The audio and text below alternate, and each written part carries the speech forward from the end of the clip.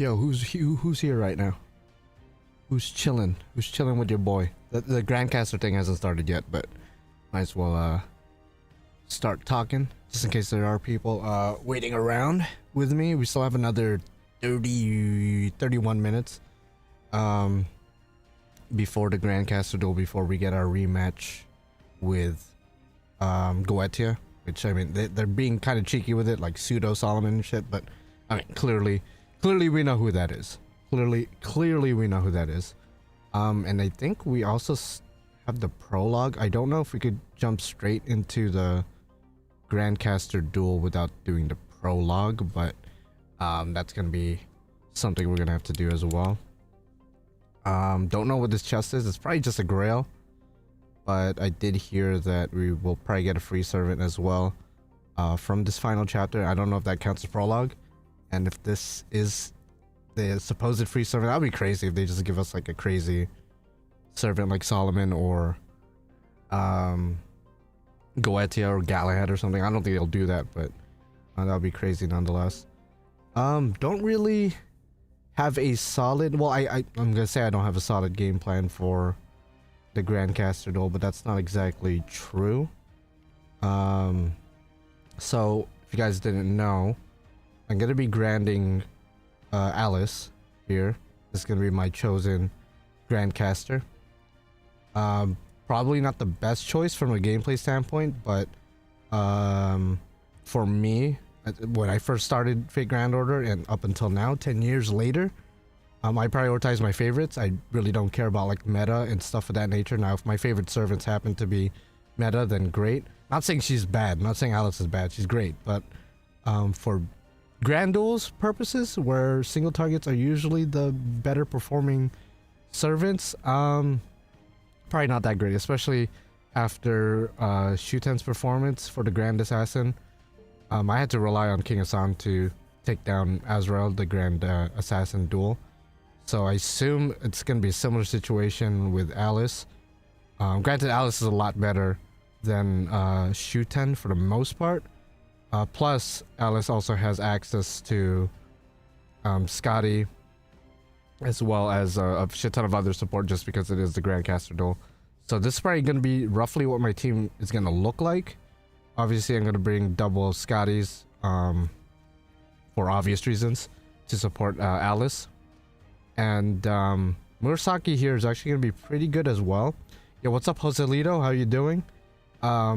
Who's still Bond 4, but I'm sure she's going to reach Bond 6 or Bond 7 by the time we're done farming the shit out of this Grandcaster duel.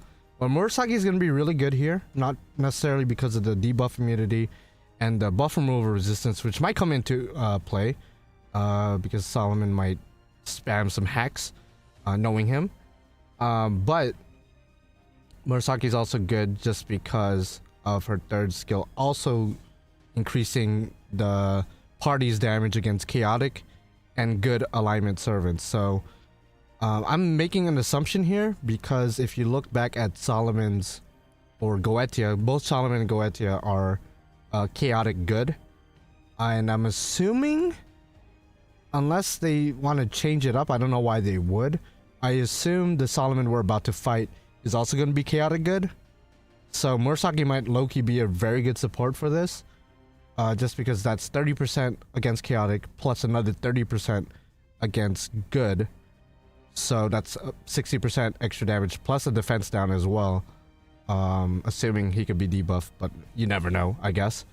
So I'm hoping Murasaki is going to put in work as far as being a support servant.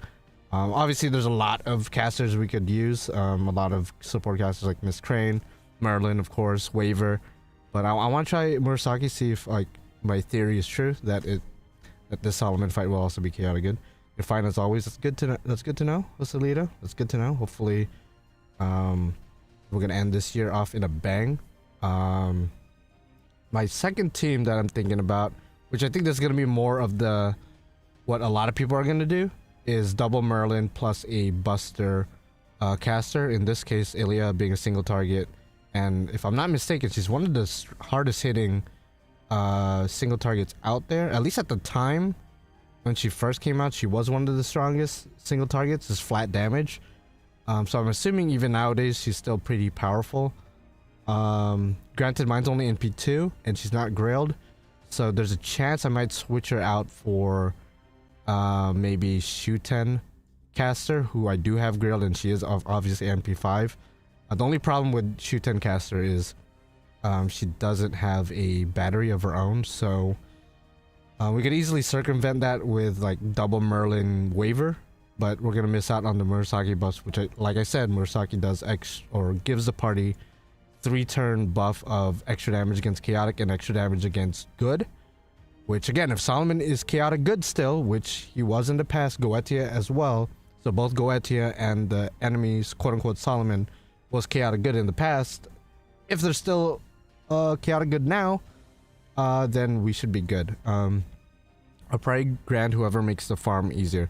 Yeah, I mean, that is probably the smarter play, just because with this particular Grand Caster Duel, which they announced or went into detail the other day, 2 nights ago, reading up on it, it seems that there's going to be a certain material that you could farm from the Grand Caster Duel that you could trade to a lotto system. Now, I don't know what the lotto is per se. I don't think they went into details on what materials the lotto will have.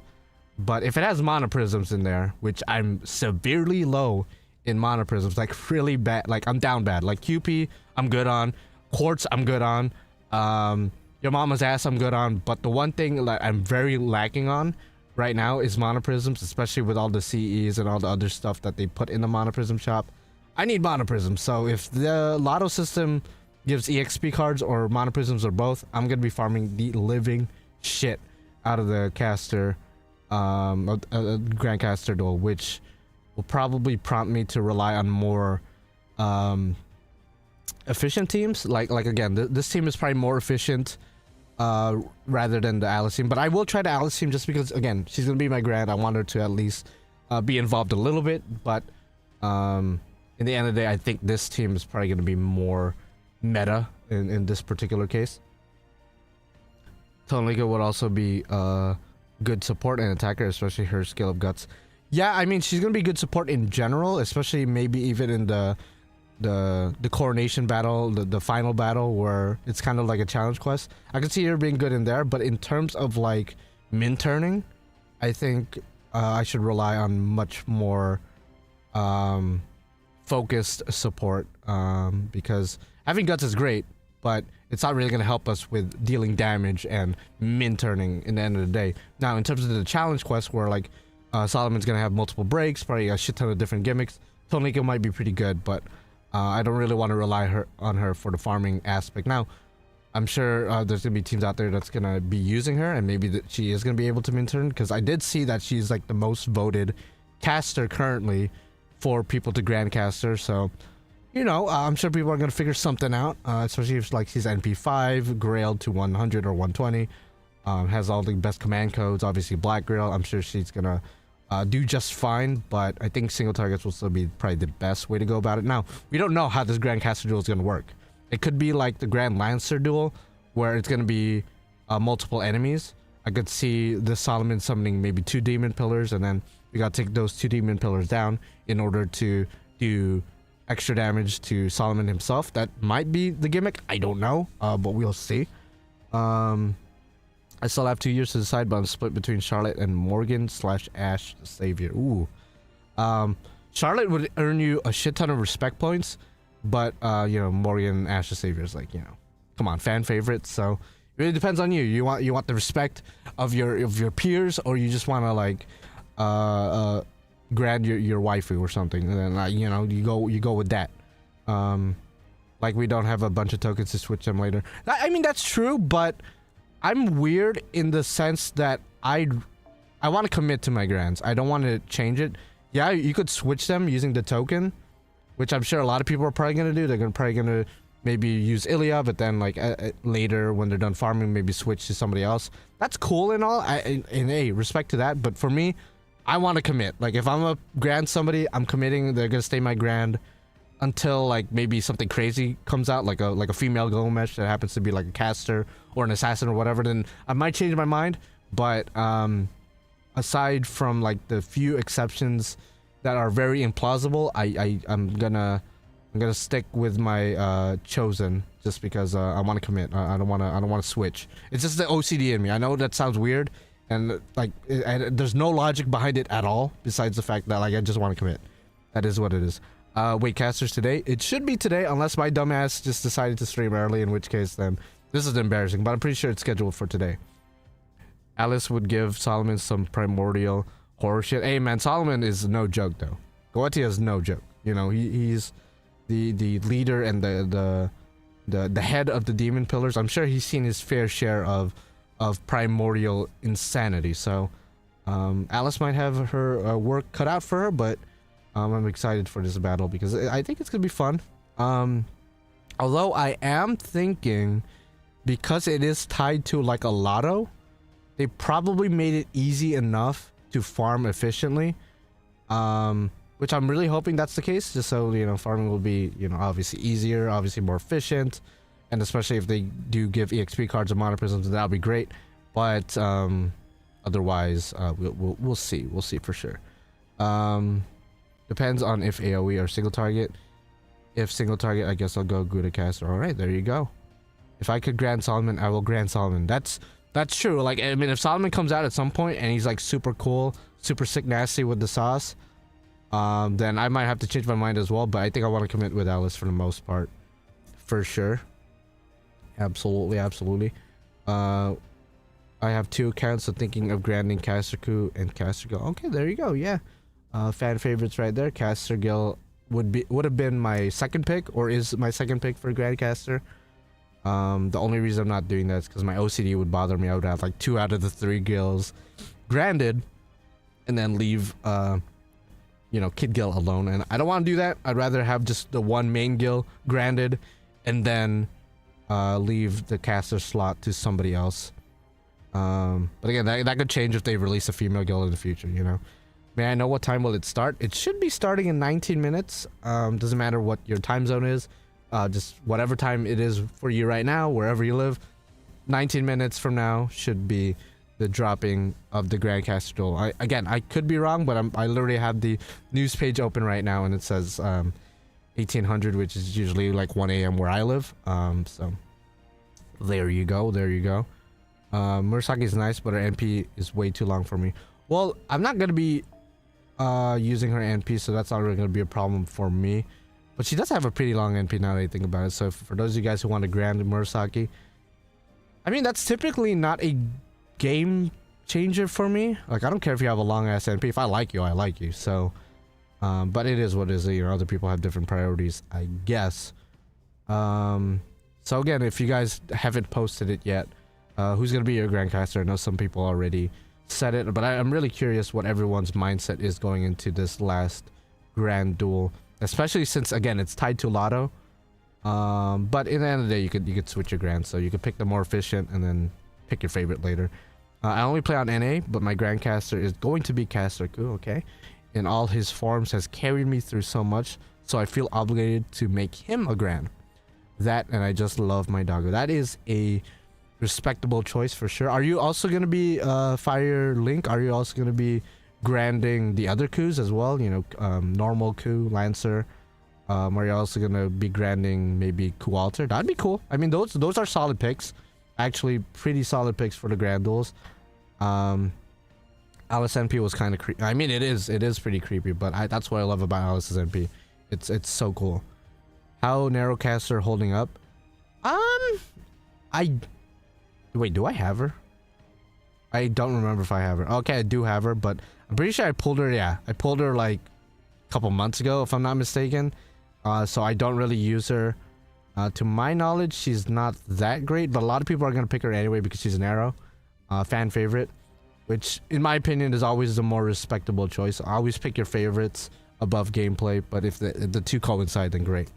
If it didn't give stats, I'd give it to Merlin. Yeah, if Caster Gil didn't exist, and if Alice wasn't a thing as well, I suppose Merlin would have been my pick. Just because I do like Merlin. He is one of my favorite casters, one of my favorite characters in general from Fate, but Obviously that's you know, being third place in my pick is behind Caster Gil and Alice. You know, it'd be like that. I like Charlotte because she's pretty solid when she lands debuffs. Plus she has a simple girl next door charm. Then there's her story in Lostbelt 5D. There you go. So just all around a solid choice for you from a gameplay standpoint and from a story standpoint. So that's who I would pick between who you put down earlier. I think you were the one that said Ash the Savior or Charlotte. Yeah, I'd probably pick Charlotte. I mean, then again, Ash the Savior / Morgan also has quite the storyline as well. Highly acclaimed Lostbelt 6, obviously, but you know, Charlotte does have that girl next door vibes, and Lostbelt 5, low-key, made me really like her.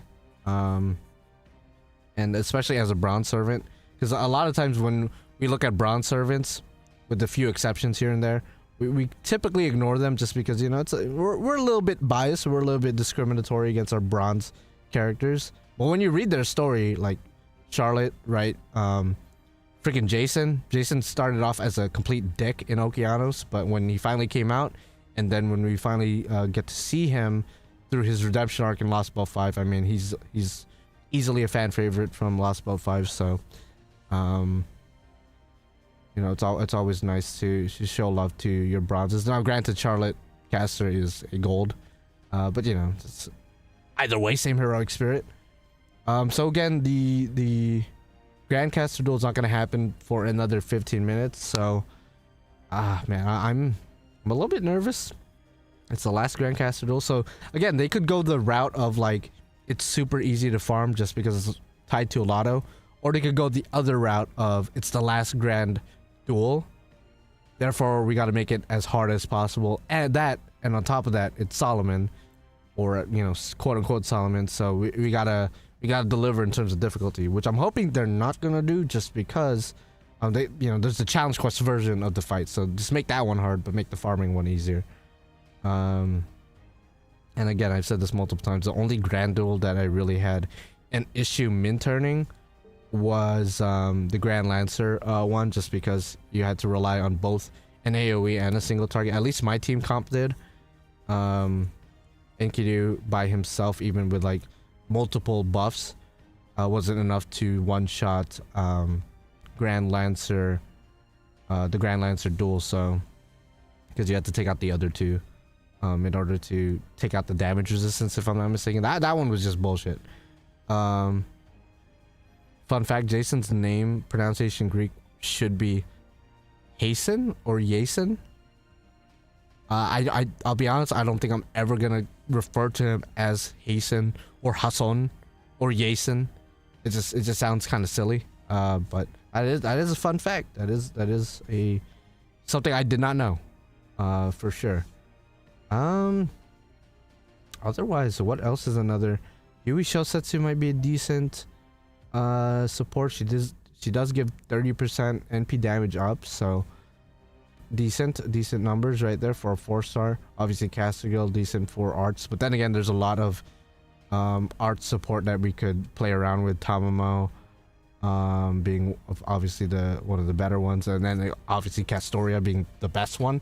So I feel like if you're running like a single target art servant, you're probably gonna be good. Probably not gonna min turn, but you're definitely gonna have your NP like 3 turns in a row for sure, especially if you get pretty good cards. I feel like Quick is definitely gonna struggle quite a bit, just because there's not really a lot of options for offensive Quick casters, if I'm not mistaken. But I'm willing to go down that road. Out of topic for caster thing, a while ago I rechecked some of Kiara's line about Archwid, but seems like our archetype Earth was hiding to Kiara. Oh really? Well, I think there is, and correct me if I'm wrong, I think in the Tsukihime timeline there is a different variation of Kiara in there. I don't know if that Kiara lore-wise ever met Archwid, but maybe they're hinting at something there. Was thinking of Puppet Lady, but Caster Q was already 10-10, level 110, so kind of like a waste not to grant him. Yeah, especially if you have a servant grilled not just to 100 but over 100, whether that be 110 or 120, of course, and you're not granting them, then I'm gonna look at you funny, because it's like, why would you invest so much on a servant, getting them to 120, and then you're not gonna grand them, unless like maybe you have multiple 120s in a single class, so you're just gonna pick your favorite out of them. Like for me, right, I have obviously Gil as my grand, but I also 120'd Archer Tiamat, so you know I have to pick one or the other. Obviously I was gonna pick Gil, but in alternate universe, if the King of Heroes didn't exist, well actually in alternate universe where that was the case, I probably wouldn't even play Grand Order or be into Fate, because you know Gil is like my main. But assuming somehow I still got into Fate, yeah, Tiamat would have been #1 for sure. Kiara technically 8 Earth. Yeah, I mean maybe that's why Arquid's a little bit you know, sus of Kiara. That does make sense. That does make sense. Kukulkan and Spacerish, they called Kiara a Star Eater. Yeah, she eats a lot more than just stars, let me tell you that.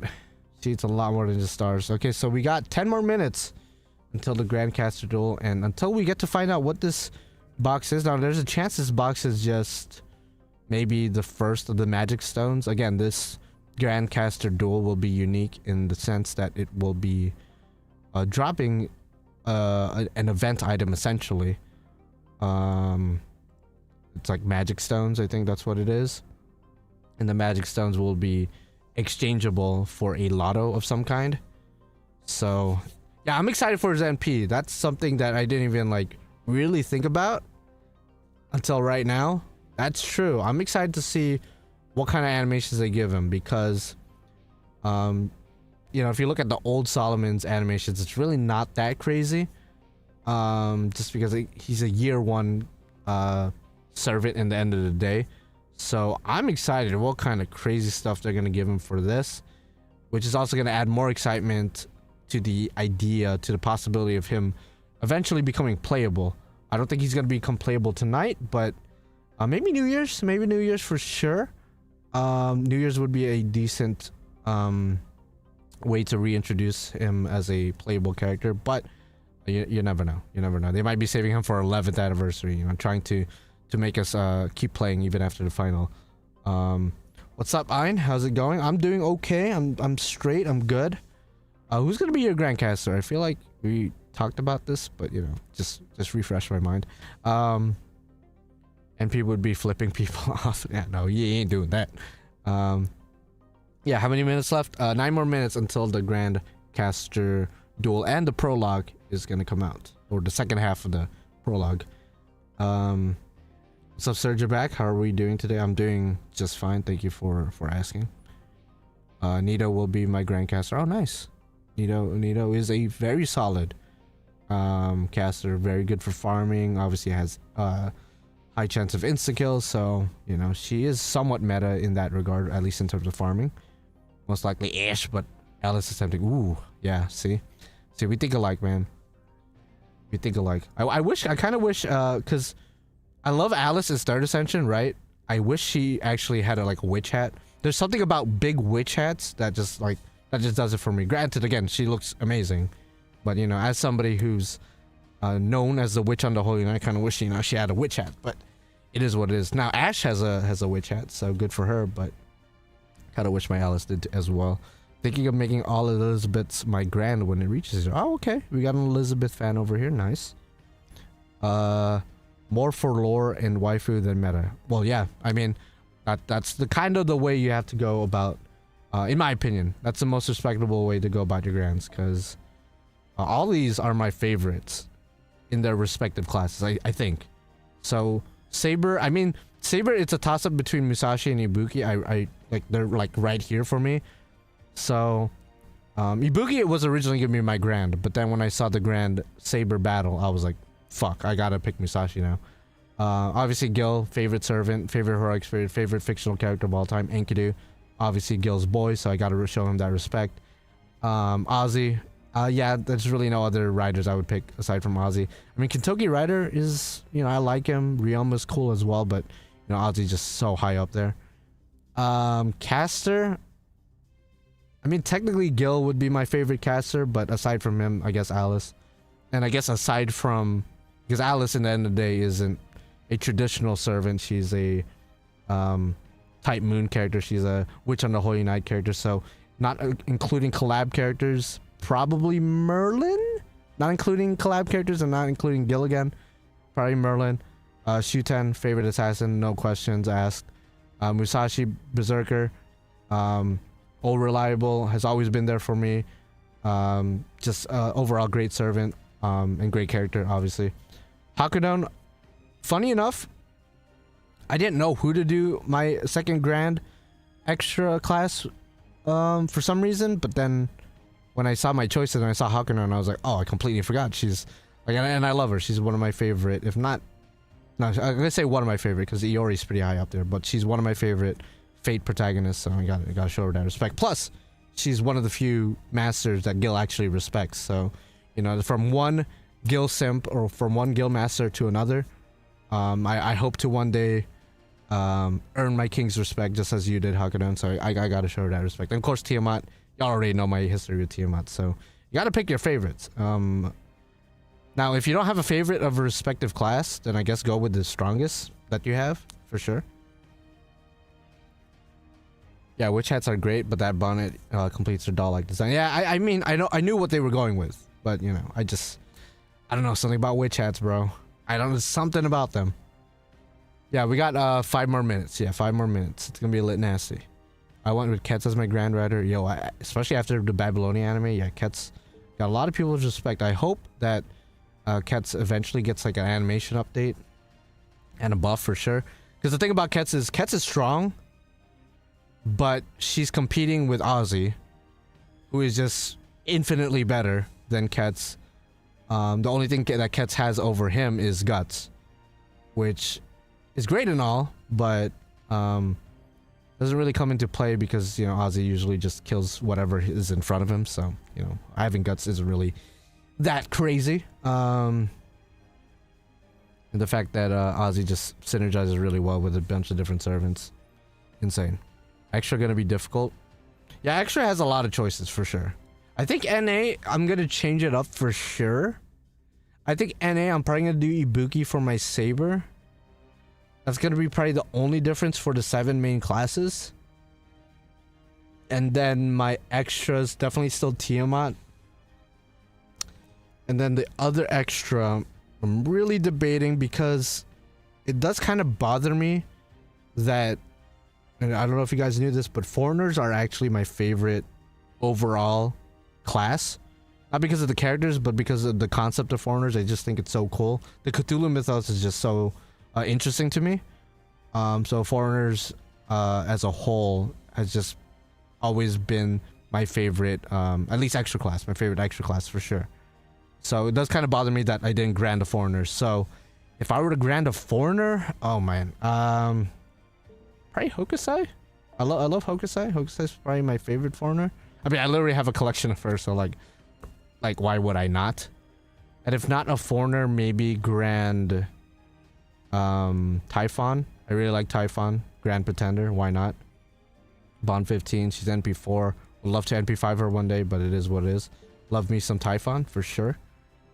3 more minutes. It's gonna be sick. I know we're gonna get another free 5-star choice. Just don't remember when I can pick cats. Oh, for NA, I have no idea. I like the years like fuse for me that kind of mix them around, so I have no idea on the top of my head. BB Dubai would be my grand extra. I mean, she's fucking, yeah, I mean, she is amazing. Pretty decent support too. Certainly not meta, but a pretty decent support. Lazengo, give me Leonidas animation. That's true. Like, again, especially after Babylonia, the fact that he doesn't have an animation update is a crime against humanity. For me, extra was going to be Mashu and my Oberon for the longest time. I mean, solid choices. I mean, a lot of people probably granted Oberon. And just because Mashu is a character that is oftentimes we're forced to use, from a gameplay standpoint, it is probably very smart to not only grill her, but also to grand her. Assuming you really like her. But I also know that there is a decent amount of the fan base that are tired of seeing her. Which I'm tired of seeing her from a gameplay standpoint. I'm tired of like being forced to use her. Granted, she's a lot better now, thanks to Ordeal Call 4 giving her that massive buff and massive rehaul. But holy shit, after like, what, 7 years of Lostbelt, Ordinax outfit Mashu, like, I'm tired of seeing her too. But, you know, I don't hate her necessarily, just, you know. Let me use who I want to use. Let me use who I rolled for and who I wailed for. I hope we get another 5-star ticket for JP. I want my boy Tesla. Damn, bro. How long have you been playing? You don't got the Tesla? I don't think I have Tesla. Granted, I think he's story locked, so it's probably hard to spook. She do got that new outfit on though. That she do be having that paladin outfit. Okay, one more minute, and then the Grand Caster Duel. It's gonna be sick nasty. Hit that like button if you haven't already. Again, I don't know what this present box is gonna be, or this not present box. This chest is gonna be. Bare minimum, probably just a holy grail. They might surprise us with a free servant. I know that they said that there's gonna be a free servant once we finish the final chapter. I probably should have read up on it. I don't know if it was a prologue or if it was the final chapter as a whole. But either way, it's probably just a holy grail. If not that, maybe just a magic stone. Okay, so the thing should be starting. Yeah, now there you go. We are entering the end game for sure. Yeah, I'm excited to see Solomon's animations. That's for sure. He's definitely gonna whoop my ass. Let's be honest. He's whooping my ass. Okay. I might let him whoop my ass just so I could see those sick animations. I don't want to just destroy him. Granted, the first battle, you know, they usually have like insta charge to full NP and stuff. So we'll probably, no matter what, we're gonna be forced to see his beautiful animations. So I'm excited also to see if they're gonna bring back the old OST from the Solomon Singularity, because they did that for the cutscene. If you remember, we were watching the cutscene the other day. They played the Solomon map theme. So okay, let's see. Okay. There you go. There's the old OST. I just wonder what the battle theme is. We've already seen this, but you know, let's show him the respect. This is the first Grand Servant we got associated with. For the longest time, it was the only Grand Servant we were aware of. And it took a couple years to get to... Actually, no. Technically, no. King Hassan was the first that we were directly associated with. Let me give King Hassan some respect. He was the first one we were associated with. But, you know, the overarching one we were associated with, whether we knew it or not, was Solomon. So let's go ahead and see. All right. Ooh, okay. All right, Solomon, my boy. Actually, wait. I hate to be that guy, but what was the what is this? Oh, this is to farm the. Okay. I wanted to see the prologue. Can we do it now? Okay, no, we can't. We gotta do the caster thing first. Okay. I just wanted to check. All right. Calm down. Let's see. Oh, well, Merlin was a grand candidate, but he wasn't a grand caster until after Solomon stepped down, after, you know, what happened. Okay, let's go let's go quick. Let's go quick for now. Again, probably not the most efficient. Let's go Alice with Black Grail. Try to go all in. Oop, didn't click that. Let's do, of course, double Scotty. And again, Murasaki is going to be really good because Murasaki's third skill gives 30% extra damage against chaotic and 30% extra damage against good, which is 60% in total. And if this battle, or if this iteration of Solomon is anything like the past Solomon as well as Goetia and the past Solomon was both chaotic good. So that's 60% right off the jump, plus the defense down that Murasaki gives. So again, if you have Murasaki, you might want to consider using her purely for her third skill. Just because that extra damage might be the difference between a win and a loss. I'm gonna give her a crit star drop, and then for the back of the team, I'm probably gonna put Merlin for protection, and then maybe a waiver as an extra additional support. So this is gonna be our starting team. This is not gonna be our farming team, but this is what we're gonna start with. Let's see. All right. Let's get in here. Let's get in here. Yeah, the new quests are up. Alright, Solomon. Pseudo Solomon, whatever your alias is, but we all know it's Goetia, it's obvious. Okay, new sprite. Yep, Goetia's voice. I believe the same voice as Joseph Joestar, I think? Don't ask how I knew that. Interestingly, that's not voice. I kind of wish they voiced that, but, you know, it is what it is. Why is that not voiced? That should be voiced. They're pulling a Pokemon and Game Freak where they're not gonna put voices. Oh my goodness, okay. He's gonna summon the Demon Pillars. Oh! Oh! Is that a Grand Saber I'm seeing? Okay, New Year servant confirmed. Is that New Year servant confirmed? Oh, okay. I mean, it's good we brought an AoE now. It's good we brought an AoE now. Oh, and it does have a target. Yeah, AoEs might be low-key the GOAT right now. Excuse me? That's clearly Arturia. Looking a lot more royal than usually. Interesting. Okay, we are able to put the defense downs. Okay. This is kind of a problem. Okay, I should have... Okay, I messed up with the skill order, but that's okay. That's okay. We are going to use... yeah, we definitely messed up a little bit, but that's okay. Defense down. And again, Murasaki's third skill does extra damage against Chaotic and extra damage against Good. So 60% in total. Let's go off. Let's see how we do. We do have a full combo with Alice. Oh my goodness gracious. Okay. He literally just summoned a Grand Servant. While we're seeing his Grand lineup, I wonder if he summons other classes. That would be cool. That's a cool concept. As the Grand Caster, he's just able to summon like Grands of his choice. Okay, we took down Saber, which is kind of a shame. I kind of wanted to see her animations. Oh, she's still standing there though. I wonder if she comes back. Yeah, I was expecting him to summon his demons. That's what I was expecting if it was going to be an AoE fight. I wasn't expecting him to summon a full-out Grand. Okay. Oh, Pierce. Okay, wait. No, Alice. Alice's third skill protects her, kind of like Castoria's. Okay, it looks pretty similar to his old NP. Okay, he has the face close-up, and for some reason that popped up. Okay. I mean, he got the face close-up. Oh, how does his normal animations look like? Summons a whirlpool. Some kind of wave earthquake action going on. Okay, so his animation actually more or less looks similar to his old animation. Just now he has the close-up with his Joker smile. Okay, we definitely won though. So why is Saber still out here? She's just chilling. She just wants to watch now.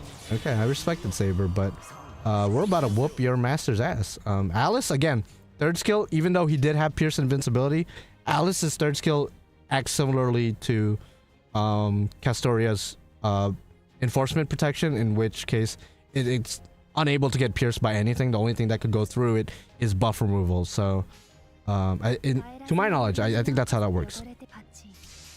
Yeah, we got him. Alright, Alice, show him the power of a witch. You know, he might be the Grand Caster, but you are the last, I think, the last remaining witch currently. In current times, so there you go. Big damage. A descendant of one of the true magic users, if you weren't aware of Alice's background. So, you know, she's not a slouch when it comes to magecraft herself. It kind of makes sense lore-wise for her to maybe even qualify as a Grand. Look at, goddamn, bro. Definitely not gonna be farming Bond for this. I got most of these good casters already Bond 15. So I think I noticed we were doing about 500k damage with Alice. So that should carry us through a couple of these battles. But then again, if he's gonna be summoning more Grand Servants and then putting target on them, I think AoEs might still be the way to go. Or maybe like a AoE plus a single target. I don't know, man. I wasn't expecting to use 2 offensive servants. So here you go. Alice, I pick you. I would love to pick Gil. Don't get me wrong. I would love to. Part of me wants to pick Shuten as well. But I want to commit to you, Alice. My witch on the Holy Night. You are going to be my final Grand. At least in this account. Maybe in NA it's going to be different, but we'll see. So there we go. Alice, my Grand Caster. Let me go ahead and screenshot this. Let's go take a look at that beautiful Grand Caster card. Nice. Nice, nice, nice. Alright, there you go. Grand Caster. Alice Kuwanji. There you go. Sick nasty. Let's go ahead and give her the bells and whistles that we gave everyone else. Black Grail, our Bond CE, which I think we don't really need the battery for her. So I think I'll stick with just the normal effects, and then we're gonna give her the CE. I would love to give her this one, but I don't have maximum broken, so I'm gonna give her just the normal caster one. So there you go, my grand servants. Look at this. This is a crazy lineup. This is a go-to lineup. I'm pretty proud of those servants I picked for the most part. Part of me wishes I picked Ibuki just so I have variety, but otherwise, you know, Musashi's solid too. Yeah, this is a solid list. There you go. There you go. Easy money. Easy money. Okay, we can't do any of this yet. Obviously, we're gonna get the quick one once we are able to. But let's go ahead and just get back into fighting. See how far we could get with just double Scotty Alice. Plus Murasaki there for her third skill. I feel like her third skill did put in work. Again, 60% in total extra damage. If my math isn't off. Now there might be better servants overall for like NP damage, but plus I'm also using Scotty's Bond CE, which gives, I believe, 15% extra quick damage to the party. I think it's 15. If it's not 15, it's 10 for sure. So it's, yeah, 10% plus 15%, I believe, crit damage. So pretty good overall. So Murasaki, and then I don't think we're gonna bring Merlin this time, just so we could, you know, actually bond with certain characters. I guess Hans Christian Andersen. Am I close to bonding with you? Oh, I'm already bond 12 with you. Okay, let's go pick, I guess, Chen Gong. I don't use Chen Gong at all. I know he's pretty good, but like, okay, Chen Gong, we'll do him. 15% to the whole party if Scotty is equipped. Yeah, decent stuff. And I guess Caster Gil for the vibes. I mean, I do want to bond 15 him for sure. So let's go and just go straight into it. Let's go see some of this. Actually, we got to give Murasaki some crit star drop, just in case we need the crit stars. That could be the difference maker between a win and a loss, so we got to play somewhat smart. Oh, so it is default, as you can see in the top left, it is default to Grand Caster and then Grand Saber. I wonder if it changes as you go. I guess we'll find out, right? We'll whoop his ass. I'm really curious about Solomon's Grand Servant summons, if if it's a different servant, their own NP. And yeah, I know. A part of me kind of wants to see it, but you know, the videos are probably already out there. I'm probably gonna look at them later. Okay, so 200k across the board, definitely not bad. We definitely are good. We should be good. It is funny that he could be debuffed. I was expecting him to have like crazy gimmicks like debuff immunity, buff removal resistance, stuff like that, but he seems to be pretty tame. Just crit and arts, which kind of implies if he ever gets released, he's gonna be an art servant, which I guess checks out. Most casters are indeed of the arts persuasion. So all right, let's go ahead and just I'm assuming this is gonna one shot. There is a grand, it is kind of random that we get the, I assume, a Grand Saber candidate just like randomly thrown in there.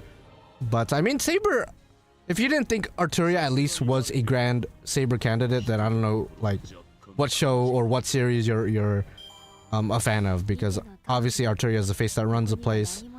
I think eventually, if we ever do get to a point in the story where we encounter or we team up with a Grand Saber, it's most likely going to be Arturia herself with Avalon. That's how I picture the Grand Saber. Just like how Grand Archer is just literally Gil but serious, I think Grand Saber would literally just be Arturia with Avalon. Because at that point, like, you have the power of Excalibur, which is one of the strongest weapons in all of Fate, and then you have Avalon, which is one of the best defensive NPs as well. So like, get maxed out on offense, maxed out on defense, bro. Like, not too many servants could compete. Not too many heroic spirits can compete. Not even Gil with Aya could compete with that, as we know. So let's go ahead and keep bringing Scotty. We should be good again for a couple battles, but it's gonna get progressively harder, as we know. It's funny, I read Romani voice through his Kalia look. I can't hear him in the Sugita voice. Yeah, it is a little bit jarring. Especially if you're expecting that the soft tone of Solomon or Dr. Roman / Dr. Roman. Yeah, I feel like this is either gonna be the New Year servant, this Arturia, or maybe the anniversary servant. The fact she has a sprite right now, though, and I'm assuming you guys have probably already looked it up. Maybe she already has her NP animation out there. You tell me if it looks like a anniversary or New Year servant, because it tends to go more crazy with the anniversary servants for sure. Okay, so extra damage again. Murasaki really good, 60% extra damage flat, assuming Solomon here is chaotic good still. All right, full combo. We've been getting pretty lucky with the cards as well, which isn't really doing anything right now because we're just able to one-shot Solomon regardless. Actually, how much damage am I doing right now without the extra Grandcaster buffs?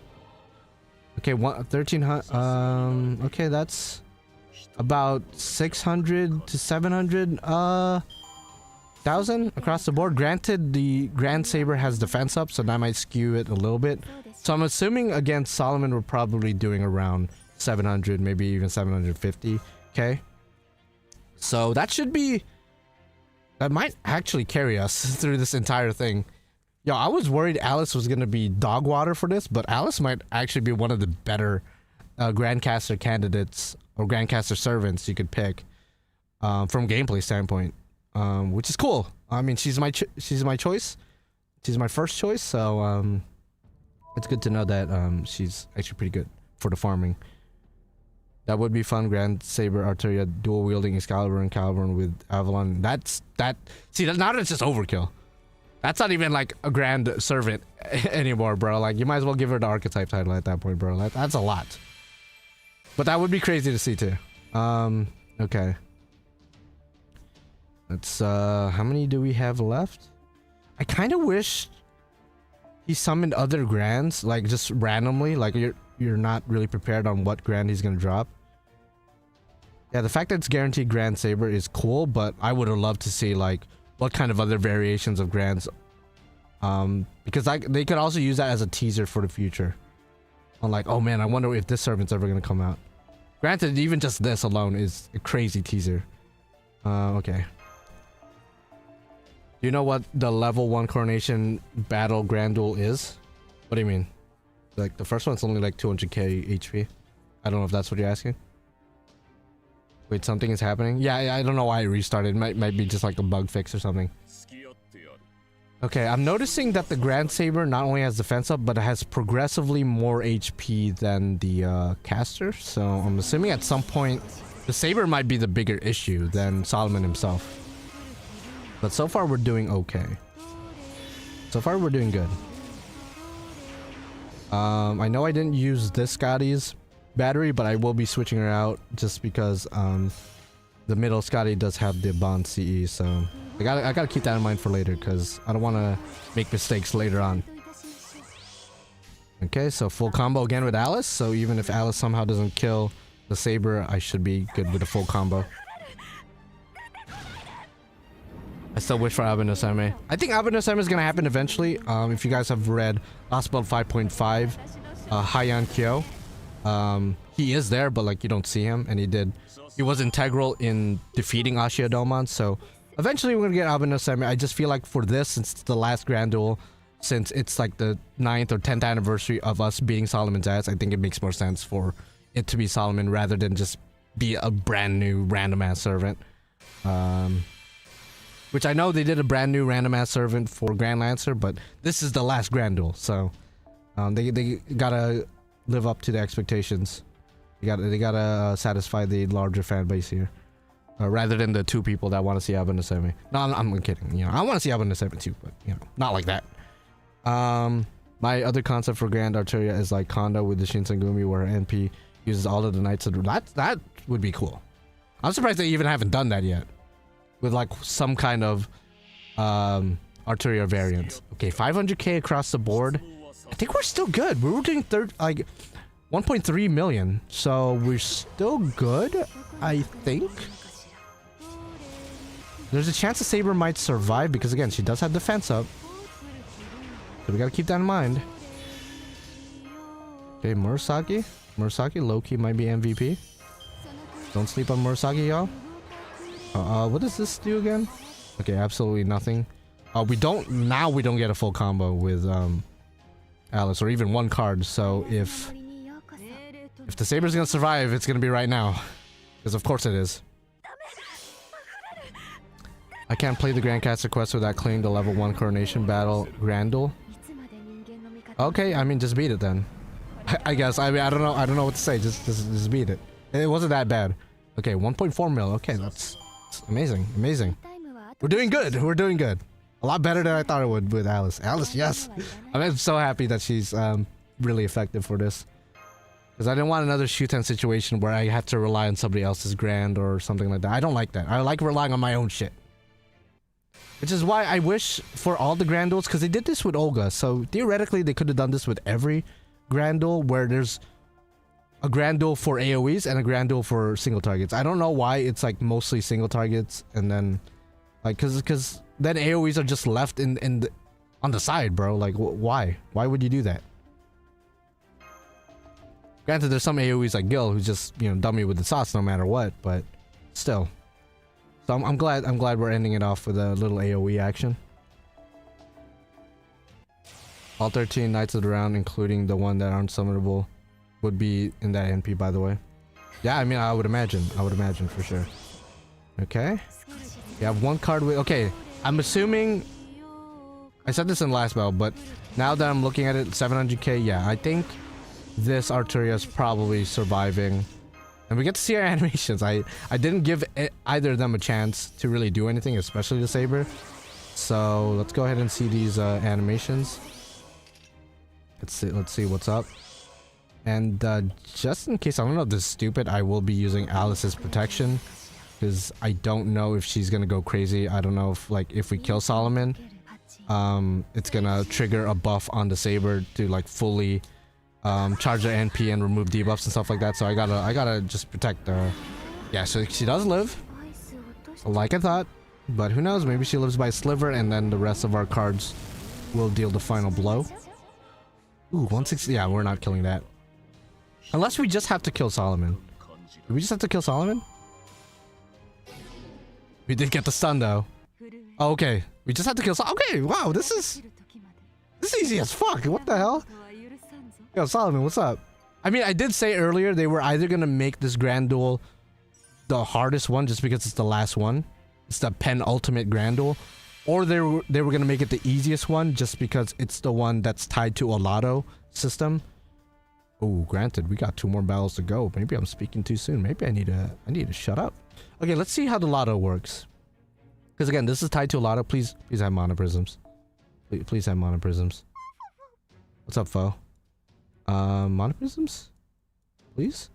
EXP and oh, thank you, Lord. Because if you guys might be like, why are you excited for mana prisms? That's like, you know, why aren't you excited for QP or all the other stuff? Because I want to get this CE, but I only have 1,000 mana prisms. You need 5,000 in total. So I'm very happy that I'm able to farm mana prisms like a lot more efficiently than just farming the EXP card quest. I'm farming the shit out of this off camera, dog. Because I need to future-proof my account, because being low on mana prisms, in my opinion, being in mana prism hell is exponentially worse than QP hell, in my opinion. Now granted, QP is a lot more useful, it's a lot more used for a bunch of other stuff, but when you're low in mana prisms, bro, like it's bad, bro. It's bad. If there's no lotto event going on, it's fucking horrible. Actually, let's go do some upgrades while we're here. Might as well do it. Will Scheherazade affect? I actually don't know. That's a good question. Okay, let's go ahead and do that. Let's might as well get all the cards. Get all the cards unlocked. Yeah, I wish I had the Werenthal to farm past lottos to have 50k or whatever mana prisms. Because in NA, I got 35k. So I'm good for a good bit. But my dumbass in JP, I don't know, I was lagging or something, bro. I was definitely lagging on some of the events, because having only 1,000 in this day and age is that's poor man. That's chump change right there. Yeah, exactly. You can't farm mana prisms. There's no clear way to do it, no defined specific way to do it. Whereas QP, there's a designated quest. Ascension items, there's designated quests. Mana prisms, you gotta burn EXP cards or you gotta burn servants. There's only one or the other, bro. And granted, if you're a mega whale, you probably don't notice it because then you probably just pull a shit ton of 3 stars and then you just burn those 3 stars. But me, bro, like I haven't whaled like crazy in years, so like it's probably catching up to me now. Ooh, I just noticed 1 million. Oh no. Oh dear. 1 mil? Plus 900. Okay. Kind of a problem. I don't like that. But then again, we only have to kill Solomon. We only have to kill Solomon, so full combo. But the target's only on Arturia, so that's a problem. So I think this is the second to last one. The last one probably has maybe 1.2 mil across the board. Oh, I would think, but we'll see. Yeah, you could farm. See, the thing about farming EXP cards for mana prisms, it's super inefficient. It's insanely inefficient. Like you get what, 9 EXP cards, so that's 9 mana prisms per run, and then per golden apple you use, that's like what, maybe 90 mana prisms in total. That's not a lot. That's not a lot when you need 5,000, bro. That's not a lot at all. Whereas QP, you know, after like an hour, you're gonna have enough QP to tend a servant, like you should. Whereas mana prisms, it's gonna take fucking days to get 5,000. Granted, if you use FGA, then it's probably no problem to you, but you know, my dumbass doesn't know how to use that shit. Okay, so I think we're good. Thank God for the stun as well from Alice, just in case it comes into play.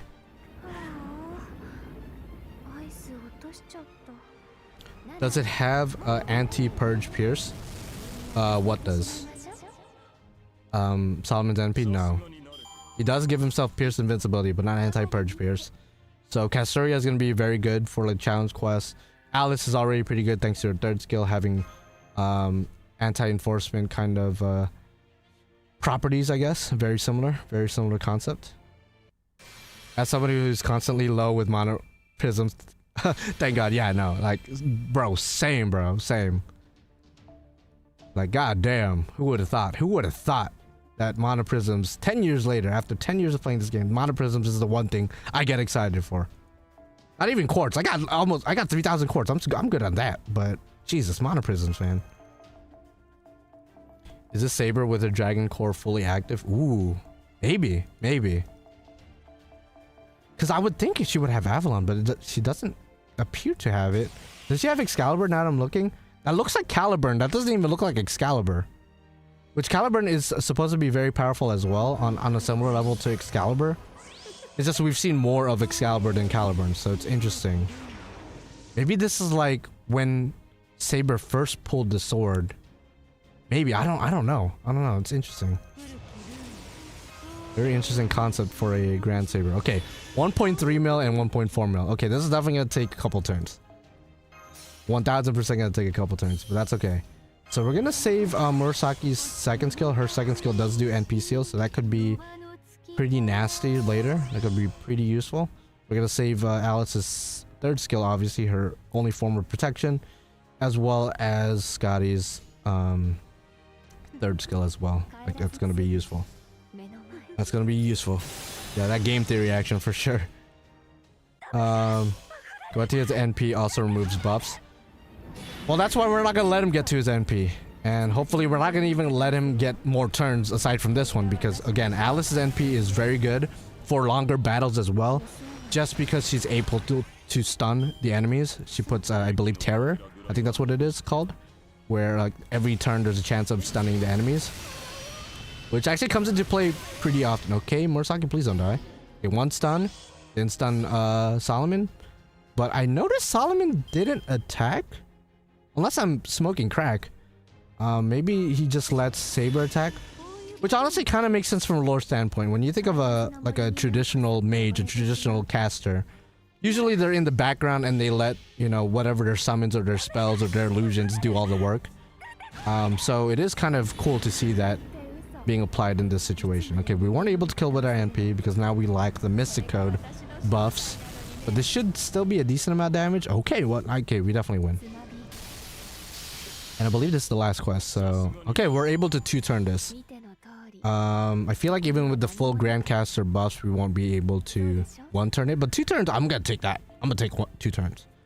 Granted, it kind of relies a little bit on RNG with the cards, because if we don't have a quick card or an arts card, turn 1, it might be 3 turns, but that's okay. That's okay. We'll take what we can. So I think that's yeah, surprisingly pretty easy. But again, at the same time, not that surprising. Like I said earlier, that we're either gonna make this the easiest or the hardest one, just because it's tied to a lotto system. So yeah, guess this one next. Yeah, we're gonna do this one. So I'm gonna be farming this a couple more times, so if you guys want to chill and hang out. As far as the challenge quest version of this quest, I'm probably gonna do this off camera because I need my 1000% focus on that. I can't be commentating. Granted, I beat Gil the first try, but I'm assuming Grand Caster Solomon's gonna be a lot trickier, just because now he has a little underling with him. If he is a traditional mage, he is charging a fireball. Well, technically, when you think about like his main NP, he basically had like what, thousands, millions of years worth of energy charged up for the beams of light. So he kind of is charging up a fireball, but if it was on like extreme steroids. It's at least 3 turn or nothing for me. Okay. Who are you using for your... Now, I bet a lot of people's like team comps changed so much, because they were not expecting to fight a Saber in addition. That's crazy. Oh man. Okay, we did get an arts card, so that's good. We'll be able to win next turn, I think. So there you go. Defense up, as well as that. Boom. So we should be good to go next turn. Sees Grand Toria's attacks. Did she just hit me with the sword meteor? Oh, did she? Was that one of her animations? Holy shit. I guess, again, I guess we kind of know who our New Year servant is. You know, that would be kind of a crazy concept. What if when Solomon is, like, this Solomon is playable, what if one of his skills he switches out into a Grand Saber or something? Like, that's very niche. I don't see that being, like, meta or anything. I mean, depends on how they do it. But that'd be kind of crazy. He switches out into Grand Saber. In order for the enemies to get to him, they have to get through the Grand Saber first. That'd be, like, pretty crazy. Or they could go crazier with it. Instead of, like, 3 servants in the front, if you have Solomon there, you could use a skill to put Saber there in addition to your 3. So then you have 4 characters to choose from. I don't know if that would be good, but I'm just saying that would be like pretty insane, innovative gameplay thing they could implement. See, now I'm setting my expectations too high, and then when he actually comes out, he's not gonna do anything that crazy. He's gonna be a normal AoE arts or something. He ain't just Solomon, he's Solomon Great. I hate Solomon Greats, by the way, so thank you for bringing up that that core memory. Okay, yeah, there you go. Alice? Hey, Alice, what's up? What's up, Alice? Hey, how are you doing? Actually, with that said, I bet people who are using Ash the Savior are having a great time too. Because Double Merlin, Ash the Savior, again, assuming Murasaki's 3rd skill is actually applicable for this iteration of Solomon, yeah, Ash the Savior players must be having a grand old time. They must be having a grand old time right now. Yeah, that's what I was thinking too, Ian. Like, the fact that enemies could have a maximum of 6 units. Why can't the reverse be true? Why can't we have like 4 or 5 or 6? Granted, it might get too convoluted because, you know, you kind of want to see like your main offensive servants cards most of the time. So if you, the more servants you have in the front, the less likely you'll see their cards. Like your designated damagers cards. They can also make it just like a, like the Saber is there, but she doesn't take any of the cards. She just attacks at the end of every turn or something, or maybe puts random buffs to the party every turn. I don't know, something creative. I hope they eventually do something like that, or maybe just increase the amount of cards you have. Like, I don't know, maybe I'm just like thinking too crazy. This is the same company that doesn't really do too many crazy innovative stuff for the gameplay. You know, for the most part, the gameplay has remained largely the same. But one could hope, you know, you never know. They might be planning something crazy. Let Solomon NPU? No. I let him NP earlier. Well, I didn't let him, like, we were forced to watch his NP. But, like, bro, I'm farming right now. I'm not trying to die. I'm not trying to lose. I'm trying to win. I'm not sure that the Grandcaster fight is the easiest, mostly because you can use double Scotty, Merlin, Castoria. I mean, that was most likely going to be the case. There's so many, like, great casters to use as support, even outside of the meta ones you mentioned. Whereas something like Grand Lancer, the Grand Lancer duel was very grueling for me. One of the reasons being, like, there's not really that many designated support Lancers out there. Now, there's a ton of Lancers that have supported capabilities, like Bathory, for example, has defense down, buff removal, attack up to the party, stuff like that, but like nothing like too crazy, right? Kind of low damage for NP5. Well, she's an AoE NP quick servant in the day, but you know we're doing decent. For sure. I just saw this guy's NP, which just exposed his true identity. I love how he's back. Bro, his character is so interesting. Yeah, I mean, it was clearly gonna be Goetia or some iteration of him, for sure. They weren't gonna bring like Dr. Roman back like out of nowhere. Whereas Goetia, they kind of already gave us hints since the beginning of the Lostbelt arc. Whereas I think Roman's probably not gonna come back unless like it's a big climactic story battle. Granted, this is a story battle in a way, but like not like we're facing against the final boss, then all hope is lost, and then he comes to the rescue. Granted, they already did that with like the original Solomon Singularity, so they're probably not gonna do that again, but you get what I mean. Do you get him immediately, or do you need to clear the last battle on Grand Duel? Like Solomon as a free, I don't know. I don't think we get him as a free playable, but again, those of you guys who are online right now surfing the internet, you let me know if there's any more to this Grand Duel than just the Lotto. I don't think you get like a free Solomon. That'd be crazy.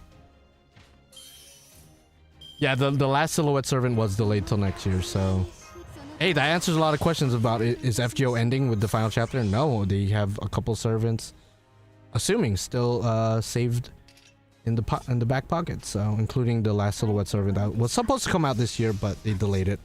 That, and now we have a new Grand Saber to look forward to, so there's a bunch of things to look forward to.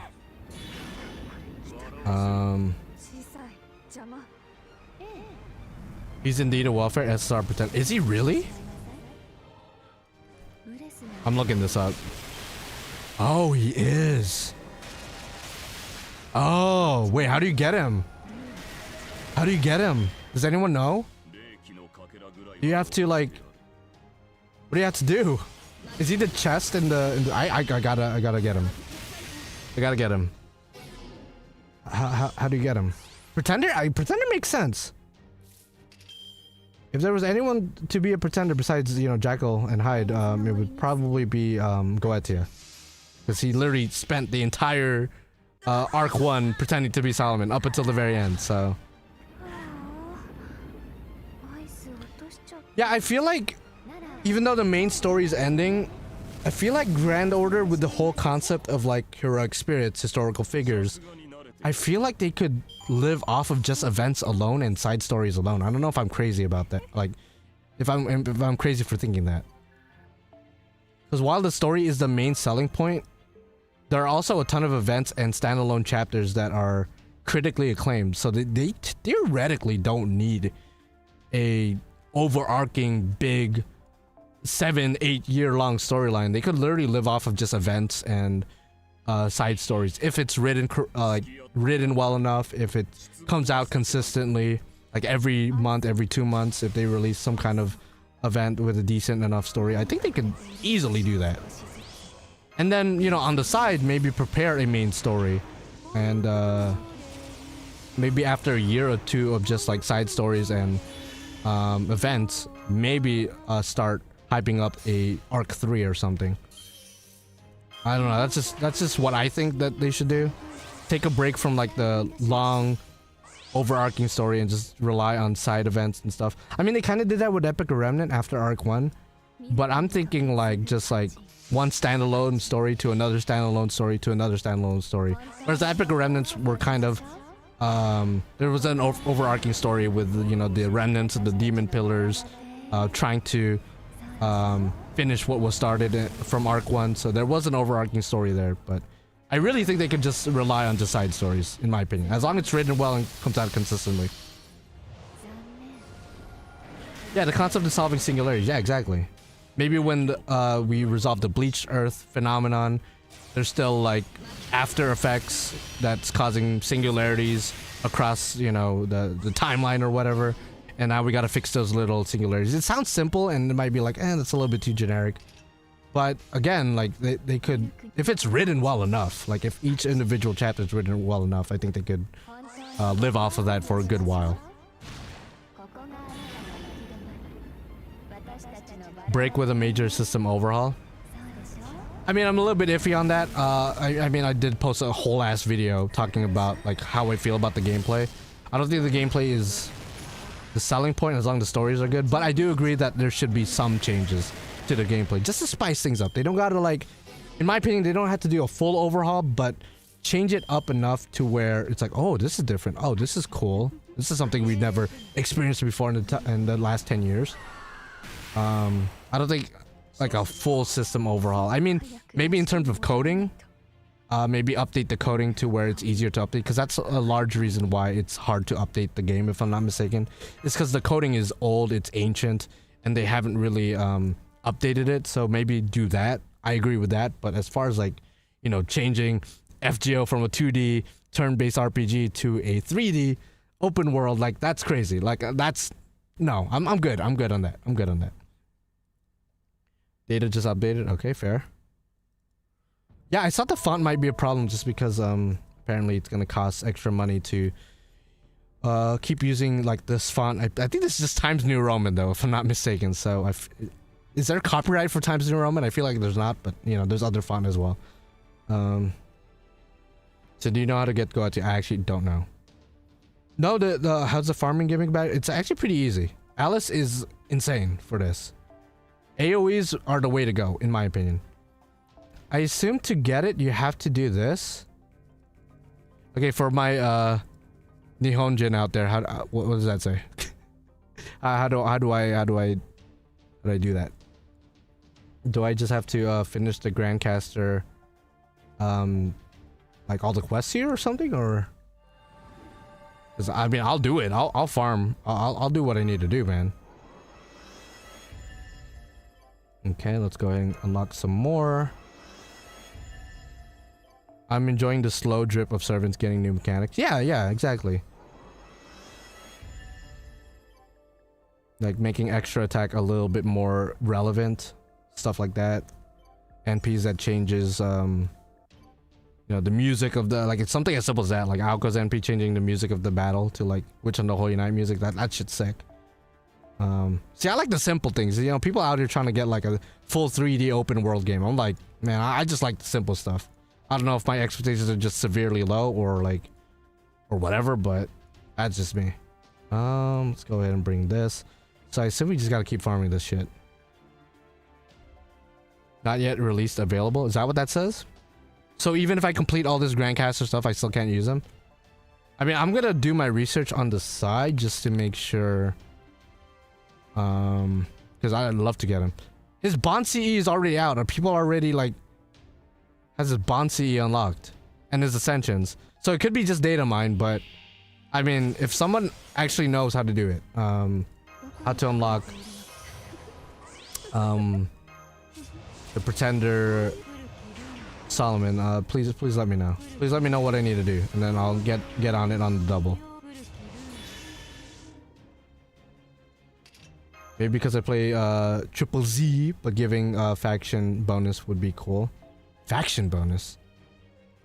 That's like a foreign concept to me, but like just hearing it, like, I mean, again, they could go crazy. They could go crazy. Okay, we don't got a full combo. We're kind of fucked.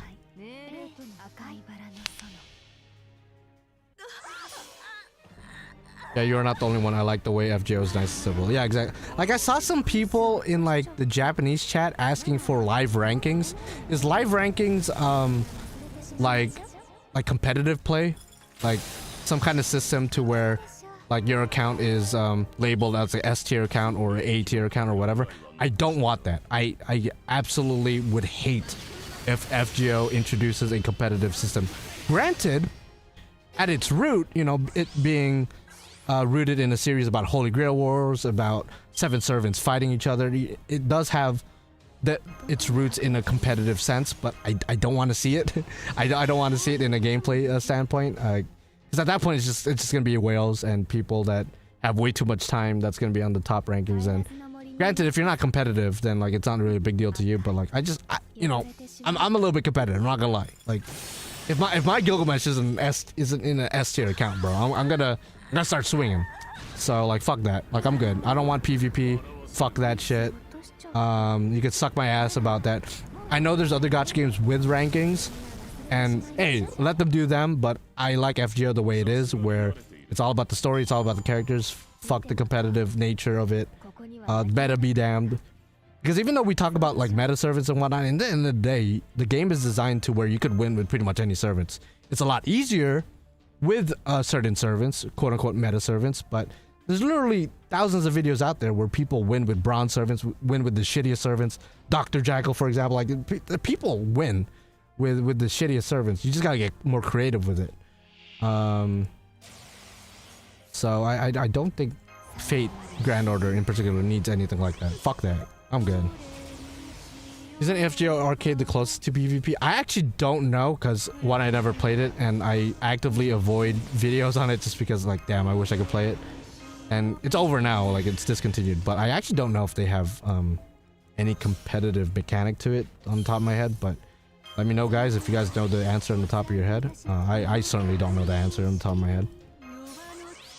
Jared can mega damage against Solomon because of the king trait. Oh, there you go. And again, if you have Murasaki, 3rd skill does extra damage against chaotic and extra damage against good, which I assume Solomon has. Actually, now that the data mine is out, I could confirm if my theory is true or not, if he is still chaotic good or not. Let's see if the information's out there. Atlas Academy doesn't have it, unfortunately, but maybe somewhere else. Will Caster Gil work for that quest? I think so, actually. Double I think double Tamamo, 1 Casteria, and Gil would work. Or maybe not even double Tamamo, maybe 1 Tamamo and then 1 Murasaki just for that 60% boost, which I think mathematically speaking is more than what Tamamo has to offer. I'm not sure, actually. Don't quote me on that. I'm not a mathematician. I fucking hate math, by the way. But I think, yeah, I mean, any arts AoE with a decent enough NP damage, I think they'll be straight. He's chaotic evil? Well, I guess we still get the chaotic. Okay, somebody else said lawful good, so what the fuck is it? I know normal Solomon, like Dr. Roman Solomon, is lawful good. But then Goetia and then the enemy Solomon we fought way back when is chaotic good. Both variations are chaotic good. So that's why I assume this one's still chaotic good, but I could be wrong. Pretender Solomon is chaotic evil. Okay, so I'm wasting my time is what I'm hearing. Granted, it might still be good to bring Murasaki just because I assume Saber is still good alignment, so I'm gonna get 30% extra damage against Solomon and then 30% extra damage against Saber. So she might still be low-key pretty good for this quest, but I'm definitely off camera gonna play around with different servants and different teams. I just don't want to do that right now while I'm at a good flow right now. I hope they keep forgetting about PvP idea. They had that one live stream. Did they ever talk about PvP? If they did, yeah, I hope they forget to. I hope they have severe amnesia and they never think about it. Because I'll be honest, that would be like the one thing that would stop me from being like a diehard player, you know? Like I'll probably like demote to like a casual player, like just log in every other day. Because I don't like the idea of competitive rankings in a game where like it's gacha in the end of the day, so people who are rich and have way too much time are going to be the ones on the top ranking. I don't like that. Unless there's a way to make it to where it doesn't matter if you have an NP5 versus an NP1, it's like going to be equal footing. I don't know how they could do that, Again, I don't play other gacha games, so maybe there's other gacha games that have a system in place to where it doesn't matter as long as you have the character, they're gonna be maxed out and whatever in a competitive sense. I'm not sure. Yeah, if they want PvP, they gotta make it fair. Or honestly, they could put PvP, just don't no rankings. Like, I'm down for PvP. I think that would be fun. Just don't attach rankings or don't attach anything that's like favorable to whales. In my opinion, like I think it would be fun. Like, imagine having a Grail front where you set up your servants and then the other side set up their servants, and then it's like a turn-based, like you got to move your servant and then they move theirs. Like, I think that would be cool. I think that would be sick, but just don't put any like rankings. That's all. Thoughts on FGO getting an auto battle system? So initially, for years now, I was open to the idea, and granted, there's FGA. If you don't know FGA, it's a separate app you could download to pretty much automate farming FGO. But as far as like a built-in auto battle system, I was open to the idea, but someone brought up a good point that I never really thought about in my comments in my last video where I talk about FGO's gameplay. And this person apparently has played multiple gacha games, so I just trust their judgment and their experience with other gacha games. They say that because FGO isn't automated, it forces them to utilize the characters they roll for, and it sort of, at least for this individual, it makes them more attached to the characters and more attached to the game and more likely to keep playing the game. Whereas when there is an auto battle system, it just, I guess, promotes this mentality of, let me just log in, click this button to auto battle, get my rewards, and just stop playing the game. And there's no attachment anymore. There's no sense of like needing to play the game. Granted, that's probably good, like in some ways, where like, okay, you're not gonna get burnt out, but at the same time, I could see that being a thing. So I don't know, I'm kind of iffy about it now, because I would hate to like just log in, do auto battle, and I granted there are people with responsibilities. Like if you have a kid, if you got a job that's like demanding, then by all means auto battle is probably a good thing.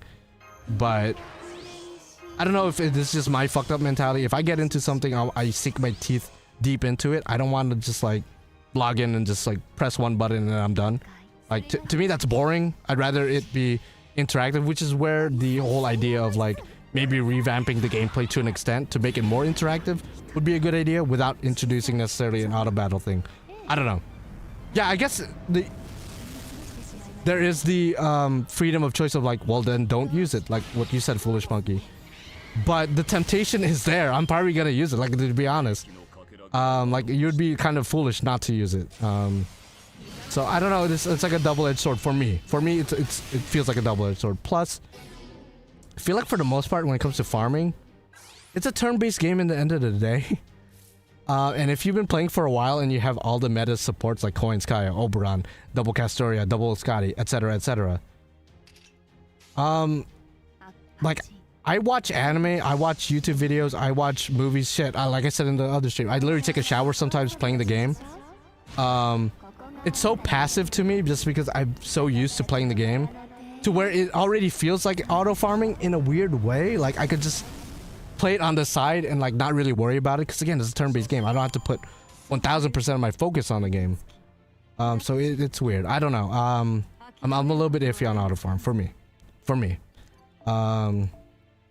Because even when I'm super busy, like back when I was in college and like cramming for tests and exams and whatnot, I still like had FGO on the side and still played it, and I never found it to be a nuisance, because again, it's a turn-based game. Like, I could turn it on, play for a couple minutes, and then put it back down, and I'm good. Granted, auto farm would make it faster and more efficient. I get it. I understand. But it already feels like it's like this to me is auto. Like, I barely have to pay attention.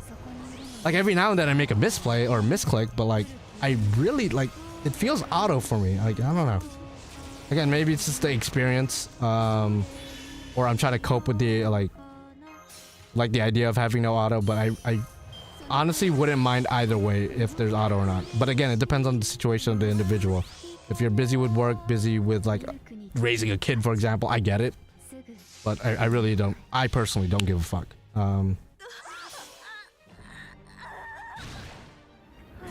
What about just letting you auto 3 fights a day? Do other gacha games do that where like they have a limit on auto? Because I feel like that's not a thing. But like again, I don't play other gacha games, so I guess I don't know what I'm missing, right? Like I only play FGO, so I really don't know what I'm missing. Maybe having an auto is like God's gift to man, but like I don't really care for it.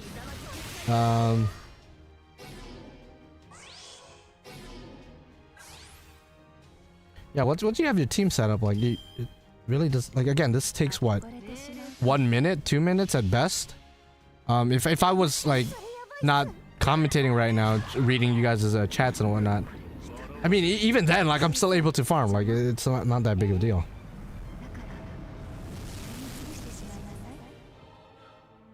If I remember, they have an item that lets them do auto farming. Oh really? In other mobile games? I guess if there was a limit to it, maybe it would be more palpable for me. I don't know. I feel like that's a can of worms. If they introduce auto farming this late in the game, I think a lot of people would want it to where it's just something you can do an unlimited amount of times. I'm definitely in the minority with my mindset, by the way. I don't think most people agree with like they could go with or without auto farm. Like I'm pretty indifferent. But if I were to choose, if it was my choice, I'm not gonna lie, I wouldn't put auto farm because I don't want it to become just like log in and like not do anything. Because again, I like being super into, like sink my teeth deep into what I'm playing, and I don't want it to just be like a side thing, like devolve into that. I don't want that, and I know that happens a lot to a lot of people. And great, if you're okay with that, but I don't know, my pride doesn't want. It's getting in the way in that respect. For Star Rail Auto Battle, it will utilize the team the best it can, but not the most optimal. They also just shotgun ultimate attacks. The second is available. Okay, so for me, okay, that's interesting because I think there's like 2 types of auto battles out there. There's the auto battle that you mentioned, where like I guess the AI picks and chooses what it thinks is the best optimal units and best optimal team to take care of the given quest. But it doesn't necessarily do the optimal moves and optimal, skills or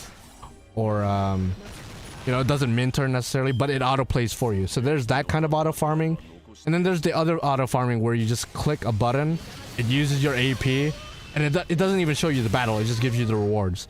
I think the latter is what more people want rather than the former, because I think with FGO, because of the way it is, because it's so specific to where like. You have to use this skill at this time in order to 3-turn. If you even miss one skill, you're fucked. A lot of the times. So I think that kind of AI-based auto battle wouldn't work. Granted, again, there's FGA. If you have FGA and you know how to use it, then like this conversation means absolutely nothing to you. But for a lot of people, like, maybe you do want just one click, uses AP, you get the rewards within seconds, and then you're good.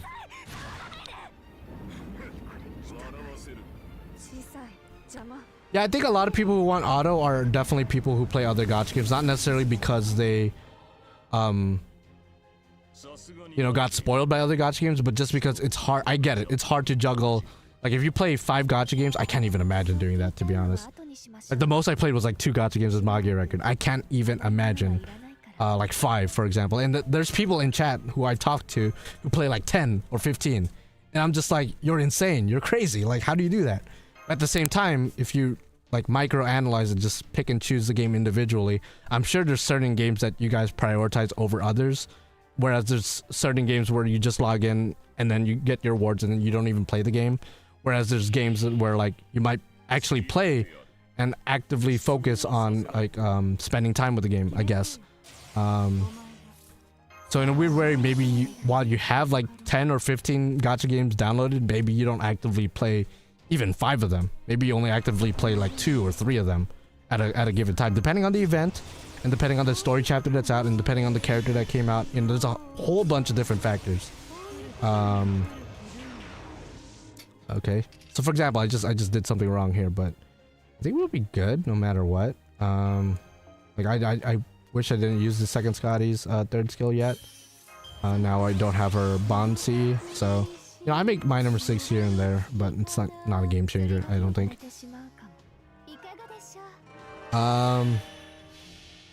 Looks like my 10-ish gacha games. Yeah, see, you play 10-ish gacha games, but see, you already lost count in 1. You're not even sure if it's even 10. And 2, like how many of them do you actively play? And when I say actively play, I'm not talking about just log in every day. I'm talking about like you're like farming every other day. You're maybe reading the story every other day. Maybe you're experimenting with different teams every other day. Like actually playing, rather than just like log in here and there. But again, it depends on what event is going on. It's like, you know, maybe one day it's FGO, maybe the next day it's Genshin, maybe the next day it's this or that, whatever. It's a spectrum, as they say. So let's go full combo. We are good. I envy my multiversal counterparts that are solely dedicated to just one gacha game. I'm glad I'm in this timeline where I just 100% focus on Fate, because I literally cannot imagine. Because I mean, technically I play multiple gacha games because I play 2 JPs and then 1 NA, so that's multiple. So that it does take a lot of time, but it really depends on what is going on in each given event. Easy. Arc Knights, FGO, JP, and Uma. I am cursed, blessed with... Oh, I just got 3 quartz. Hi. There you go, Murasaki. Thank you. I'm cursed, blessed with loving too many gachas. Yeah, no, I can't do that. I can't do that. Granted, by the way, side note, right? A couple years ago, I don't know who was here for that, but I did like a random, just like for fun, just to pass time. I did a random thing on stream where, again, I don't play other gacha games besides Fate. I did like a tier list where I look at every popular gacha games roster, and I just rate each gacha game just based purely on design. And I believe, if I'm not mistaken, Arc Knights was number 1 for me, like, because Fate is like the baseline. That's what I'm used to. That's what that's my bread and butter. So you're either above Fate or you're below Fate, or you're like in the middle, I guess. Because Fate, the thing about Grand Order is it has a variety of art styles, so it kind of cheats a little bit in that regard, whereas a lot of other gacha games are just one art style and that's kind of it. But Arc Knights, for me, in terms of art style, it's like the pinnacle for me, at least at the time. Maybe my choices would be different now, because since then Zenless came out, Uma Musume came out, a bunch of other gacha games came out, but for me, Arc Knights' designs was just like insane. Top tier.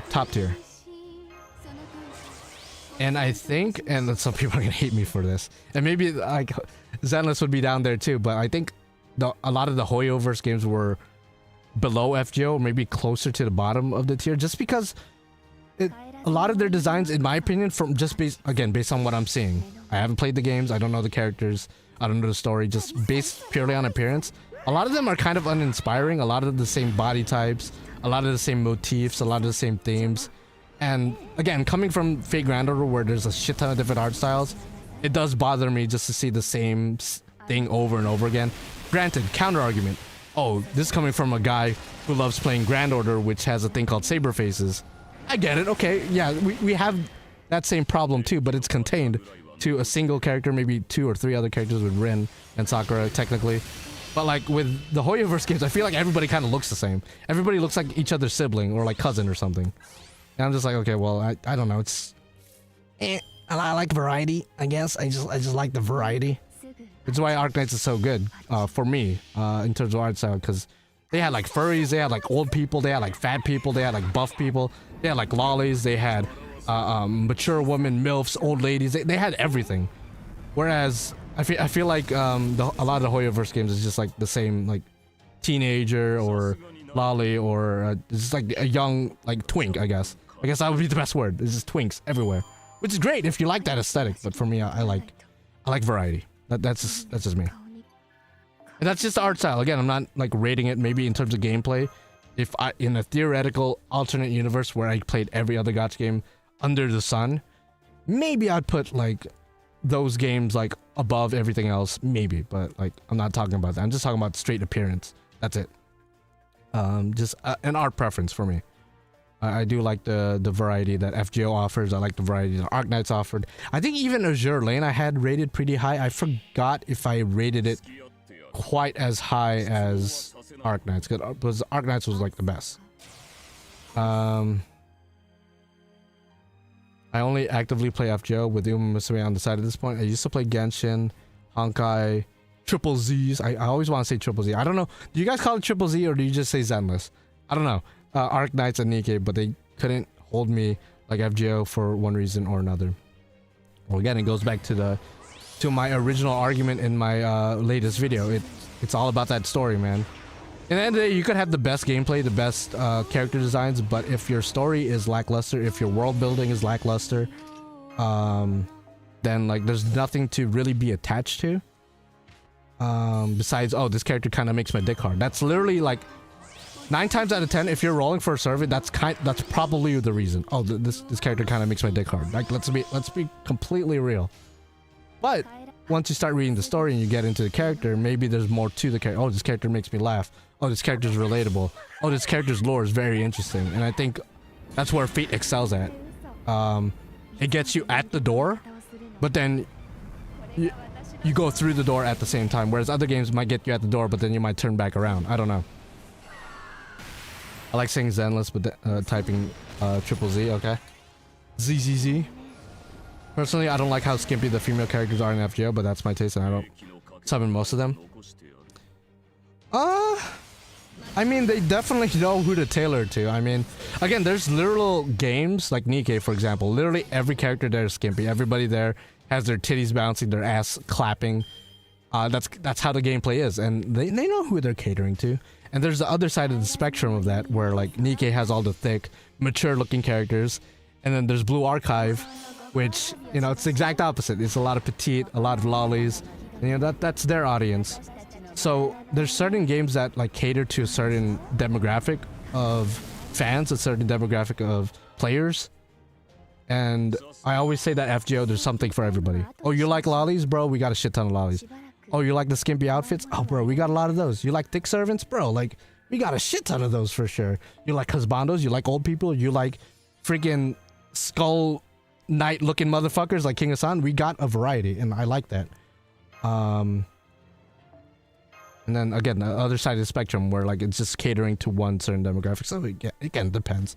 Depends on your mood. It depends on what makes your dick hard. You know, I get it. I understand. Yeah,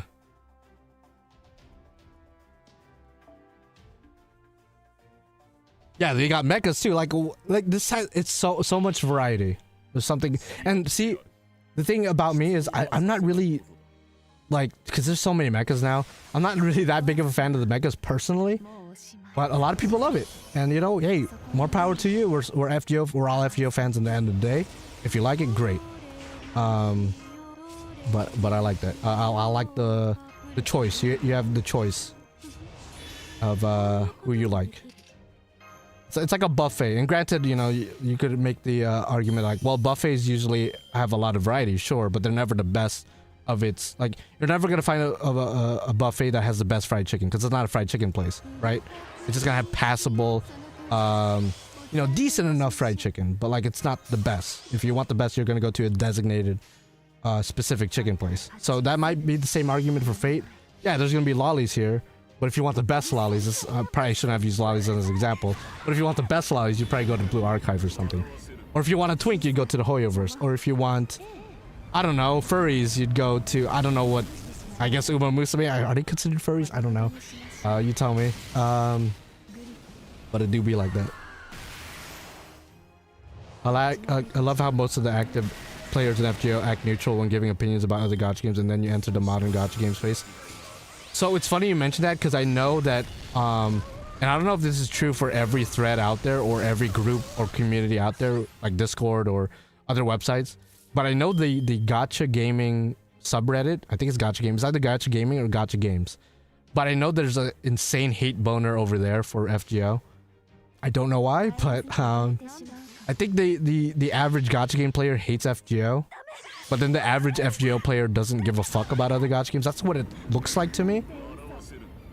Either doesn't give a fuck or, you know, actually fucks with other gacha games, but I feel like anybody who's not an FGO player but plays other gacha games just takes a steaming dump on FGO for some reason, and I'm just like, man, leave me alone, bro. Leave us alone, bro. Like, come on, man. I know we make the most money, bro, like, for the most part. As of recent years, maybe not as much, but we're still in the top 10, bro. Like, come on. In a lot of ways, without...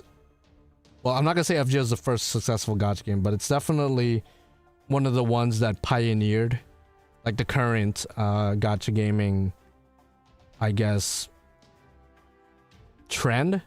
Because there's like a new gacha game goddamn every other month, every year almost.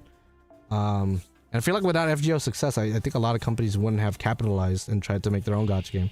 Again, I'm not saying FGO was the first gacha game or the first successful gacha game, but it's definitely one of the pioneers, if I'm gonna be objective on that.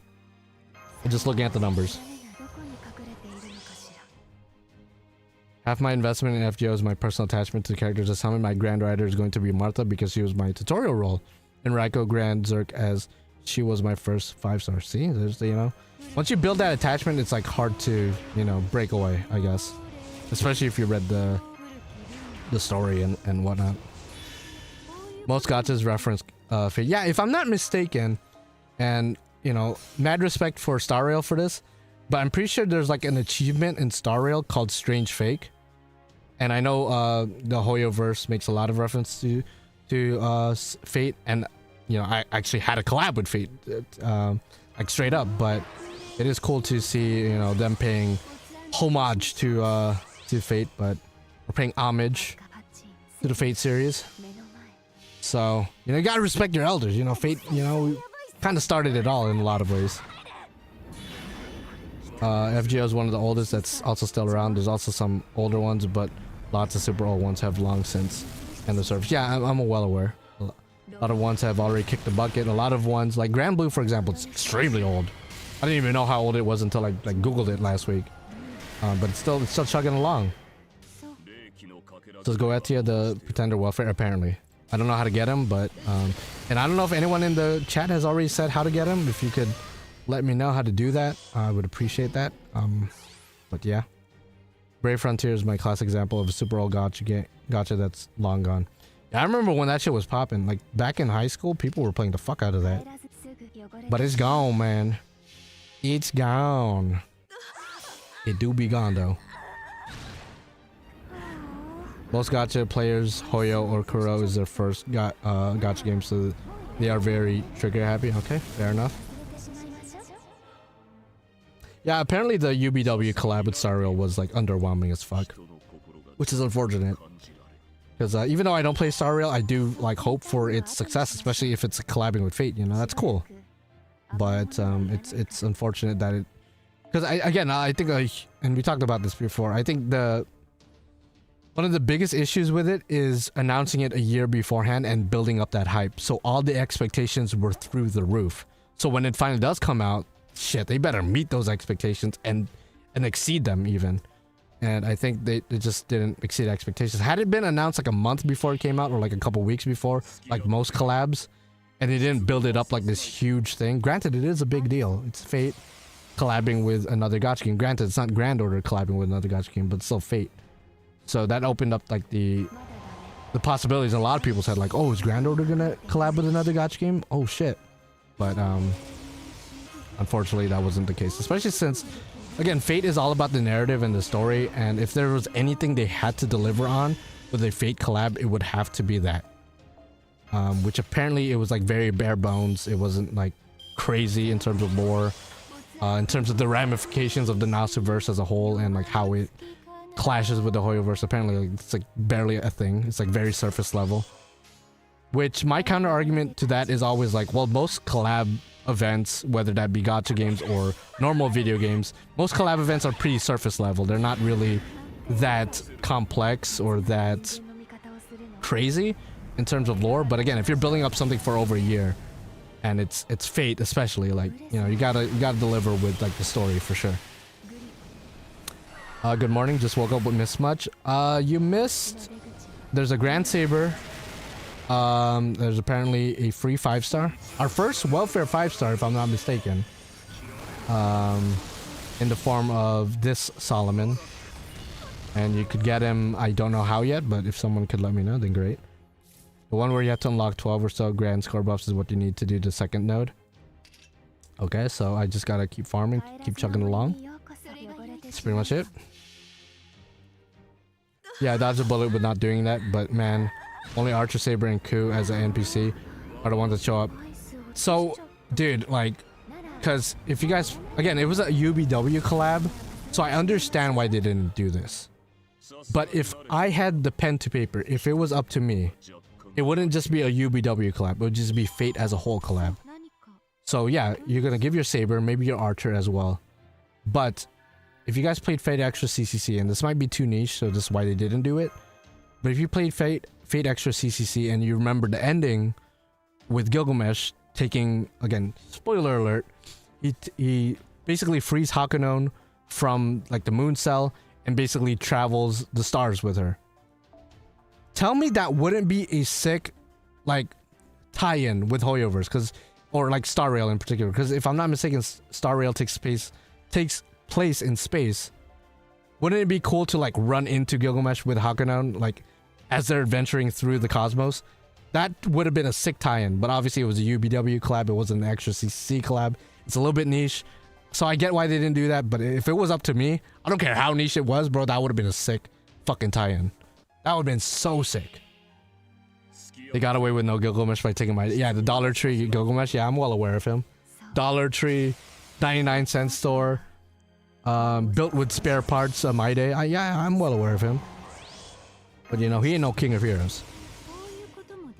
Yeah, that would have been sick as hell, right?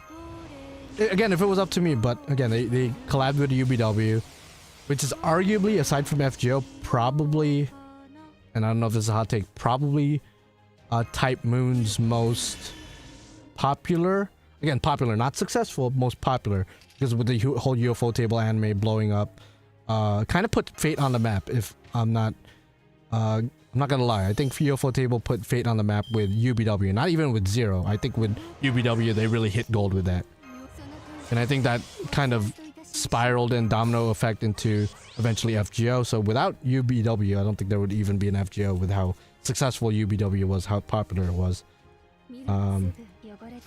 But nah, dude, no. Because Rin played no part in the event at all. The one thing I was expecting, and her only contribution was just the freaking pendant.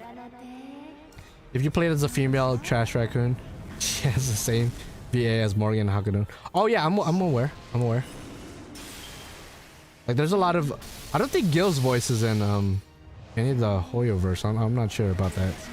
I know Aoyuki's there. I think Aoyuki actually plays one of the protagonists, I think? I could be completely off. Same voice as Shutan and Tiamat. I might be completely wrong. But yeah, man. So maybe Arc 3 we venture the stars, and then we have a proper Star Rail collab in Grand Order. That'd be sick. Granted, I'm not really that crazy, like all jokes aside, I don't want to see Fate collab, like Grand Order particularly. I don't want to see Grand Order collab with anything outside of its own universe. I think it's pretty cool that it only collabs with itself. Like the fact it's as successful as it is and it makes as much money as it does without collabing with anything else, I think that's pretty baller. But they can do whatever they want in the end of the day. Gacha is our very first 5-star welfare. Well, I'm chugging along, trying to get to him. By the way, did not help a good deal of the event was in a silent movie mode for materials, for the most part. And shit, for real. Okay, did not mean to click that. Okay, hi, Fo, how are you doing? A Star Rail collab popped up for you? That's funny. Oh, man. Well, you probably watch Star Rail content as well, so I guess that makes sense. Yeah, let's go ahead and get all the card stuff out the way. Go ahead and get that out the way. Chugging along. So I'm probably gonna keep streaming until I get the free Solomon, because I want to send him and see what he's all about. Maybe play test him in a quest or two.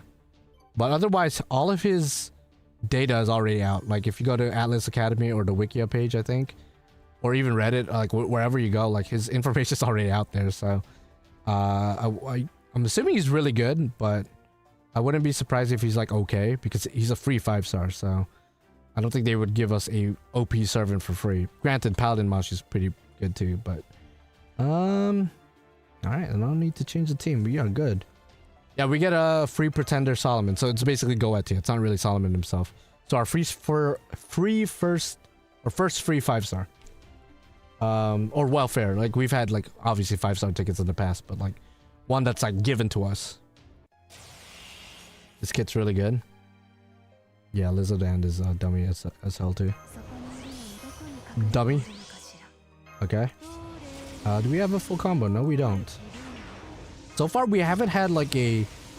Like, we've had bad cards or like no combos at all with Alice, but so far, this quest is pretty easy to farm. 2-turn, 3-turn at most. So that's good, but the challenge quest might be legitness.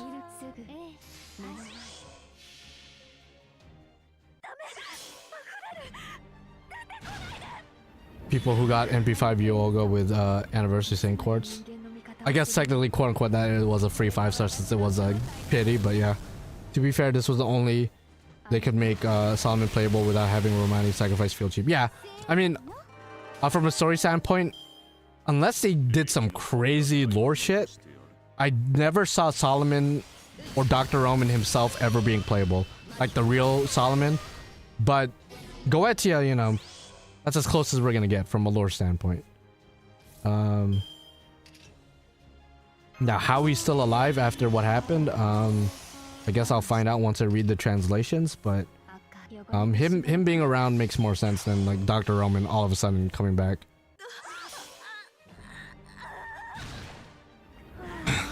Yeah, read some of the other chat. FGO has a variety in character designs and a variety in art styles. We feast in here. Yeah, exactly. I would have 2 nickels for the amount of times Hoyo blue-balled me on a mecha dude being a female. Does that happen often, really? That's kind of funny. I mean, at least in Fate, we have had one mecha that became a busty female with Britomart. From what I see on the Kali app, Solomon's skills and NP are pretty good. Not the best, but he can Black Grail loop easily if you invest. So wait a second, does he come NP5? Or do you gotta like do something? You gotta roll or whatever? How's that gonna work? Or how does that work? If he is a 5-star welfare, how will we get Goetia to... Yeah, that's what I'm saying. How do we... Does he just come base NP5? That'd be kind of crazy. Or maybe they're just giving us a taste of him and then release him later as like New Year's. That'd be... I wouldn't be too opposed to that. Give us a small taste. Make us want to roll for him, which I have 3,000 quartz, so like... Do whatever you want. Lazangle. Is there no copies in the lotto? When it showed the lotto pop-up, I only saw the grail and like all the other miscellaneous items. I didn't see like extra copies. Plus I would have spoiled you know, who the welfare was. So I mean, maybe it's there, but they just didn't show it for spoiler reasons. Evocation leaf? Maybe evocation, maybe. Thank God I have a lot of that. Yeah, if anybody knows for sure, let me know. That way, you know, I could just go NP5 right away.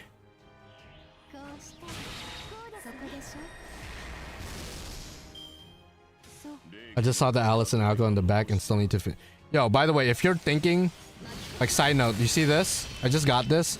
And let's just take a closer look. I had this prepared, by the way. This was gonna be a bit. So this is what I have, right? It's a tapestry. So this is the picture. Look at Alice. She looks nice and all, but can we just like, can we just look at Algo real quick, bro? Like, what? Are we kidding me? God damn!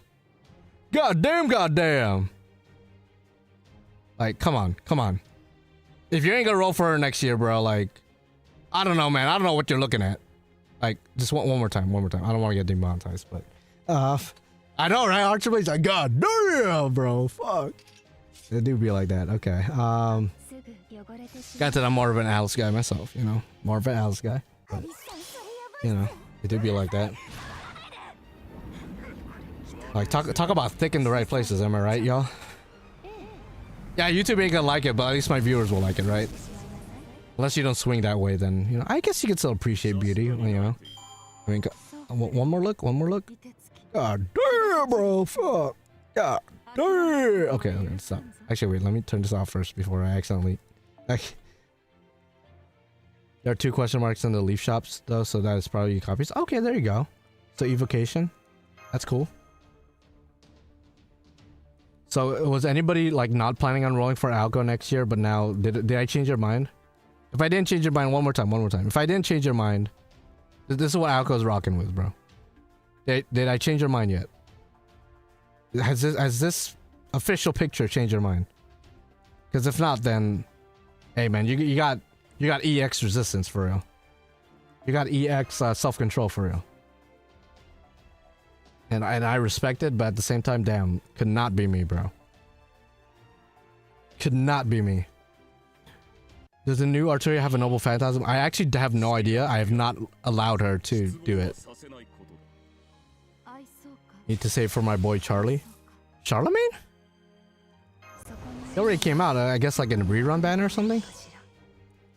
Time to go complete on the Holy Night. Yeah, if I didn't convince you to roll, at least, you know, convince you to read Witch on the Holy Night, which is actually my favorite visual novel, probably.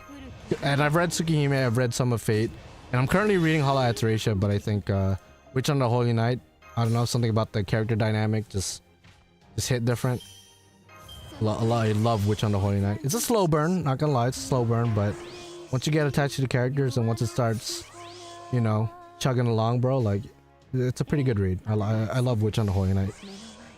Mahotsukai no Yoru, if you guys were not aware. Which is actually getting a UFO table anime sometime in 2045, so if you thought waiting for Strange Fake was crazy, then yeah, no. Which on the Holy Night on a whole different level. You got like one trailer like 2 years ago and like nothing else. Yeah, to be in Sojiro's like place, bro. Like the things I would do to be sandwiched between Alice and Algo, bro, like come on.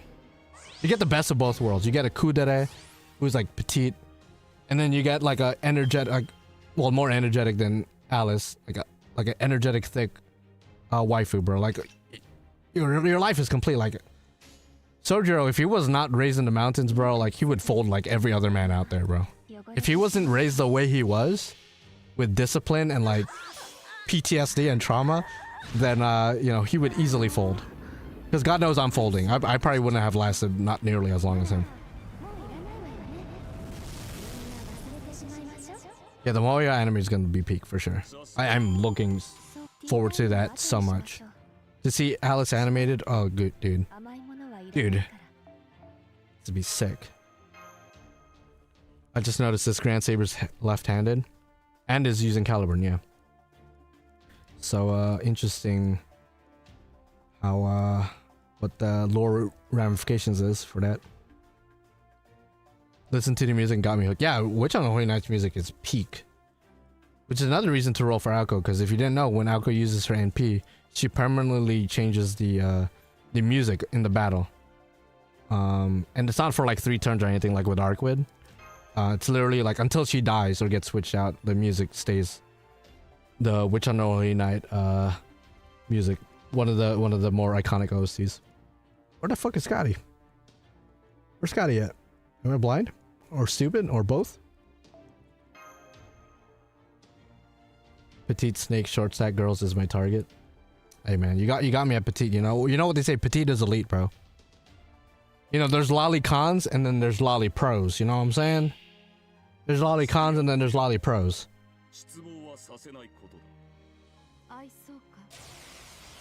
If Grand Toria is New Year's, at least I have enough for guarantee. Okay, nice. So you got about around 900, 1000, that's cool. Maybe a little bit over. I got 3000 quartz, so I'm definitely prepared for whatever bullshit they want to drop. Like if they made Solomon rollable, bro, I would have been straight. I would have been good. Would have been good on that. I agree, they are definitely lolly pros, but yeah, the lolly pros and lolly cons for real. God damn. Alco and Alice are my next targets. Absolutely. Next year is gonna be rough. There's a lot of great characters coming out next year. Granted, if you're not a big fan of other Natsuverse works or other fates, you probably don't give a fuck about a lot of the characters next year, because a good chunk of the characters next year are other fate work characters or other Type Moon works characters. So, for example, you start off the year with Yamato Takeru, the main saber, or one of the main servants, one of the main characters of Fate Samurai Remnant. If you never played Samurai Remnant, you don't give a fuck about him.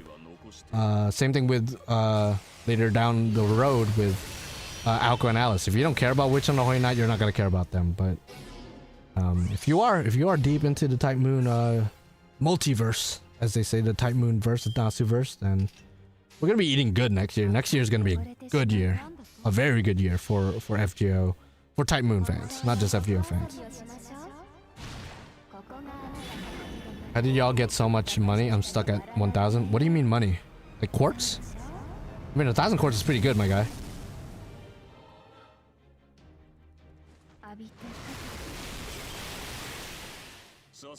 Oh, QP? How the fuck are you only at 1,000? Like, not even 1 mil, not even like 1 bill. You're at 1,000. Well, you could start with farming this quest. This quest gives an average of about 4 million with no QP CEs, so maybe farm a bit more.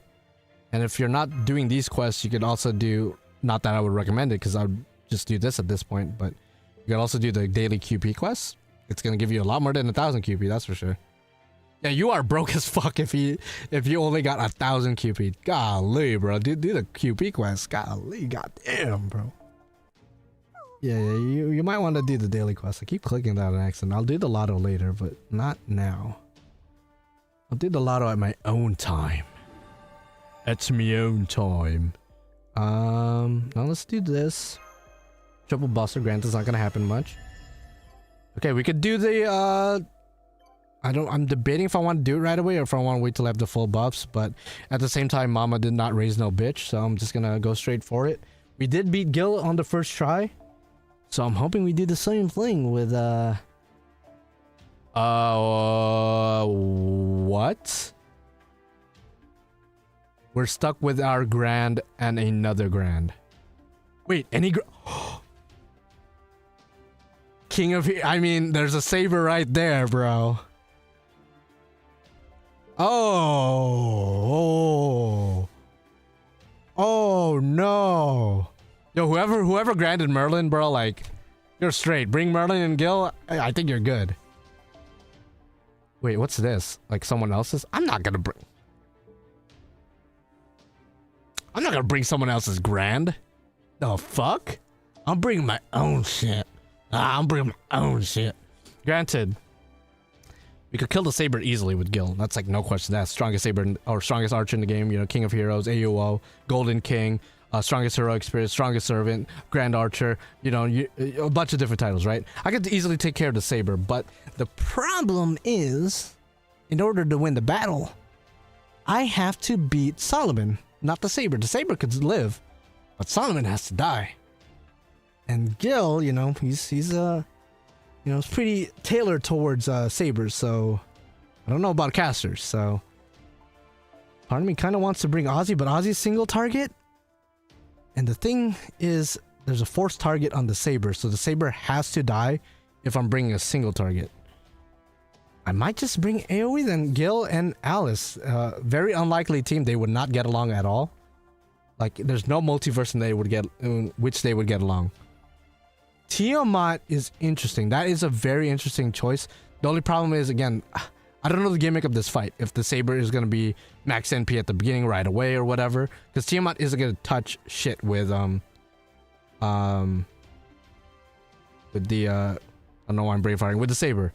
Now, you brought up a decent point. I could bring Musashi. So Musashi, actually, now that I think about it, Musashi's kind of dummy. So first of all, they share the same artist. I don't know if you guys knew that. Musashi, same artist as Alice, same artist as Aoko, Witch on the Holy Night, etc. That's why she's so thick. It makes sense. But the thing about Musashi that's actually, and obviously I didn't plan this, that's really good for this quest, is with her recent or semi-recent NP buff, she does extra damage against sabers. So she's gonna annihilate the Grand Saber just like that. So I don't gotta worry about her. And even if the saber survives or has a break, I believe Musashi also has a 500% chance of putting NP seal on the saber. So that also guarantees us a turn of not getting absolutely clobbered by whatever NP she has. But again, the same problem does arise where we have to take out down Solomon. So while she is a berserker, she's... I mean, let's try. Let's just try. What about Morgan? I believed I could only bring my Grand, so even if I wanted to bring Morgan, which, you know, why would I? I gotta pick with these fellows here. And again, the other issue is, I mean, I have 2 black girls. I could swap this black girl. You know what? I'm gonna pick this black girl for you because I don't think Alice is gonna be the main damager. Oh man. What if they hit her? It's over. She has evade. She has guts. See, people over, like, or they over exaggerate how bad her defenses are. Because she has evade and guts, which is more than Ibuki. Ibuki has an NP battery, but Musashi has better defenses. So I think Musashi should at least live another turn. Yeah, it's gonna be a crazy fight. Should I try with Gil first or Musashi? Okay, I'm gonna give you guys a choice. It's been a while since we did a poll. So should we do Gil versus Musashi? Who are we doing? This is in terms of who I should bring, not who you like more or who's your waifu or whatever. This is like, who should I bring? Should I bring Gil or Musashi? Musashi is probably better from a, like, just a damage standpoint, obviously being a berserker, but Gil, you know, he's the king of heroes, strongest servant in the entire game. I don't know what the poll looks like that. So it's either Gil or Musashi. I would bring Ozzy, but again, the target is gonna be on Saber, so like we gotta take down the Saber in order to get to Solomon. See, I guess this is where picking Alice is a double-edged sword. In terms of farming, Alice is perfect. AoE, perfect. In terms of this quest, this might be our downfall because it might be better to do Merlin or a support caster of some kind. He would probably beat the Saber first and only loses to my glorious Emiya. Alright, weirdo. Alright, dog. Alright, so if you guys didn't vote in the poll in the chat, you guys could vote. I don't know why it looks like that on the top right, but you guys could vote between Gil and Musashi. Although Gil is winning, so I don't think Musashi is winning at all. Unless some people haven't voted yet. You just said a bit early, Mama did not raise no bitch. You're right. You know what? You know what? Surge it back. You just overrided everyone's vote because you're right. I did say Mama ain't raised no bitch. And who's my mother? Who's my mother right there? This is about to end horribly, but we gotta commit. Mama did not raise no bitch, so I'm gonna bring mother with me. This is gonna end horribly. Let's go. Let's go. All right, Alice and Tiamat, the most random fucking team ever, but hey, it'd be like that. Yeah, this is gonna be a shit show. I'm already gonna accept I'm probably gonna lose. Okay, but if we take down, hey man, listen, this is kind of unprecedented, unless you didn't beat Arc 1 yet, and you got Tiamat before completing Arc 1. This is unprecedented. We have Beast number 1. You know what? I should have been picked this. We have Beast number 1 in Goetia. This is basically Goetia. Come on, let's be honest. In Goetia. And we have Beast number 2 in Tiamat. Now granted, they're in different forms. You know, one's an alter ego now. The other one is pretending to be a caster and is a pretender class. But we got that, we got a beast versus a beast right here, man. Okay. And we can't use Mystic. Okay, we can use Mystic Codes. Okay. Okay, no one charged their NP. This Saber is at 2.2 mil and has target. How long is the target? 5 turns. Okay. This is gonna be wild. So this is what I'm gonna do first. So I'm gonna use Tiamat's. Tiamat does do the stun. Oh shit. OP'd. Tiamat best server in the game. Third skill. And this might seem kind of crazy to you, but I will be using the cooldown from the third skill on Tiamat. That way we could use the second skill again, or the third skill again. Now I know that's kind of a waste because we didn't use all 3 of her skills, but I don't think it's gonna matter if we're trying to min turn. Because we're only trying to kill Solomon. Based on the farming quest, now it might be different here, but based on the farming quest, we only have to take down Solomon. The Saber could live. If we take down Solomon, we are straight. So if we just Unga Bunga Buster, which I kind of wish we had Merlin here. Merlin and Tiamat would be so like from a lore standpoint, that would be so cool. Because we got the Grand Caster candidate, we got Beast versus a Grand Caster / Beast. That's wild. Should I use Alice's NP right now? Or full combo? I think I'll full combo. I will use this now though, just so we get it. So we'll full combo. Might as well buster this first so we get extra NP damage because of the command code. NP and then arts just to try to get NP back. And just spray. And this Arturia has target, so even if I wanted to target Solomon, it's not gonna let me. I would love to target Solomon, but that's just not what's gonna happen. Okay. Let's see. Tiamat, if you one-shot Solomon here, you're actually the GOAT. You might not be beast number 1, but you are the OG beast that we fought first. At least in Grand Order. Okay, I don't think you killed. Okay, half damage. Oh no, we're not winning this. We are fucked. We are fucked beyond recognition. Oh, we are fucked beyond recognition. Oh. Okay, I mean we're kind of scouting out the bullshit. To be honest. Okay, I don't know what class affinity thing you put on my Tiamat. I don't know if I like that. What did you do? This thing right here. What is this? Oh, you made it so I do neutral damage. Because if you see here, look, I'm targeting. If I target Saber, it's like resist. If I target Solomon, it's neutral now. So Tiamat's not gonna do any, like, she's still gonna do damage, it's just not a lot. Okay. That's a problem. And then on top of that, he has a Pierce Enforcement. So if you bring Castoria, you better start praying. Granted, it's temporary. It's probably 3 turns max. It's just 2 turns right now, but it's probably 3 turns counting the last turn. Does that count Alice's thing? I don't think it counts Alice. I think Alice's thing is separate. Oh man, that's an issue. Okay, I mean, Mama did not raise no bitch, so I'm not gonna. Can I heal that off?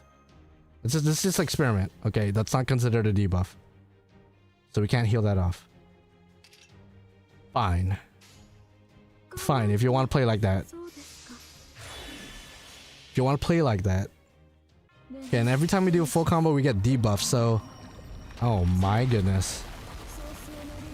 Okay, so after this, I just assume we're losing. Who are we bringing? Gil or Musashi? I guess Gil won the poll earlier, so we gotta commit to Gil. I'm glad I tried with Tiamat. I would love to win with Tiamat, but unfortunately, it's not in the cards for us. Not in the cards. Now, you never know. I didn't think we were gonna win with the Grand Archer one. We might pull out the W somehow with this. I doubt it, but okay. Okay, so we still have these skills.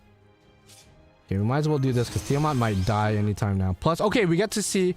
So silver lining, we get to see the Saber's NP. If you haven't seen it already online, he still has Pierce, but he doesn't have NP. This bitch has Pierce though. So I will be protecting. I mean, I could protect both. I guess I'll protect both. I mean, we're not winning this, so we're just playing along. We're just playing along. We'll do this. Hopefully get some stuns, maybe. You can't Pierce evade. Kukulkan Supremacy. That's true. That's fair. Okay. Even if we fail, we are at least not a bitch. That is true. I'd rather die knowing that I stayed true to my morals and my character than be a bitch. Oh wait, did he get his? He got his NP. Oh, we put Pierce invincibility. Okay, she doesn't have an NP. She summons a gold dragon though. Okay, somehow that doesn't do a lot. Tiamat tank that. Oh, Lord have mercy. So this doesn't go through Alice's thing, or... It's gonna go through Tiamat. Oh, it removes buffs? Oh, but it doesn't do a lot of damage. Is that like the caveat of this quest? It's just... Like, neither of us do a lot of damage, so it's just a... It's just a slugfest at that point? Oh man, this is... I don't know if I like this quest. This quest is kind of hard. This quest... I mean, I like it from a challenge standpoint, but Jesus Christ. Oh my goodness gracious. Guess we do this for the defense aspect of it. Probably should have used this last turn. I don't know why you didn't, now that I'm thinking about it. The bad CGI dragon's back. Yeah, shout out to Dean. Bro, we are getting clapped beyond belief right now. But we are... I wish I could see what he does on break, because that's usually when the servants start doing crazy dumb shit.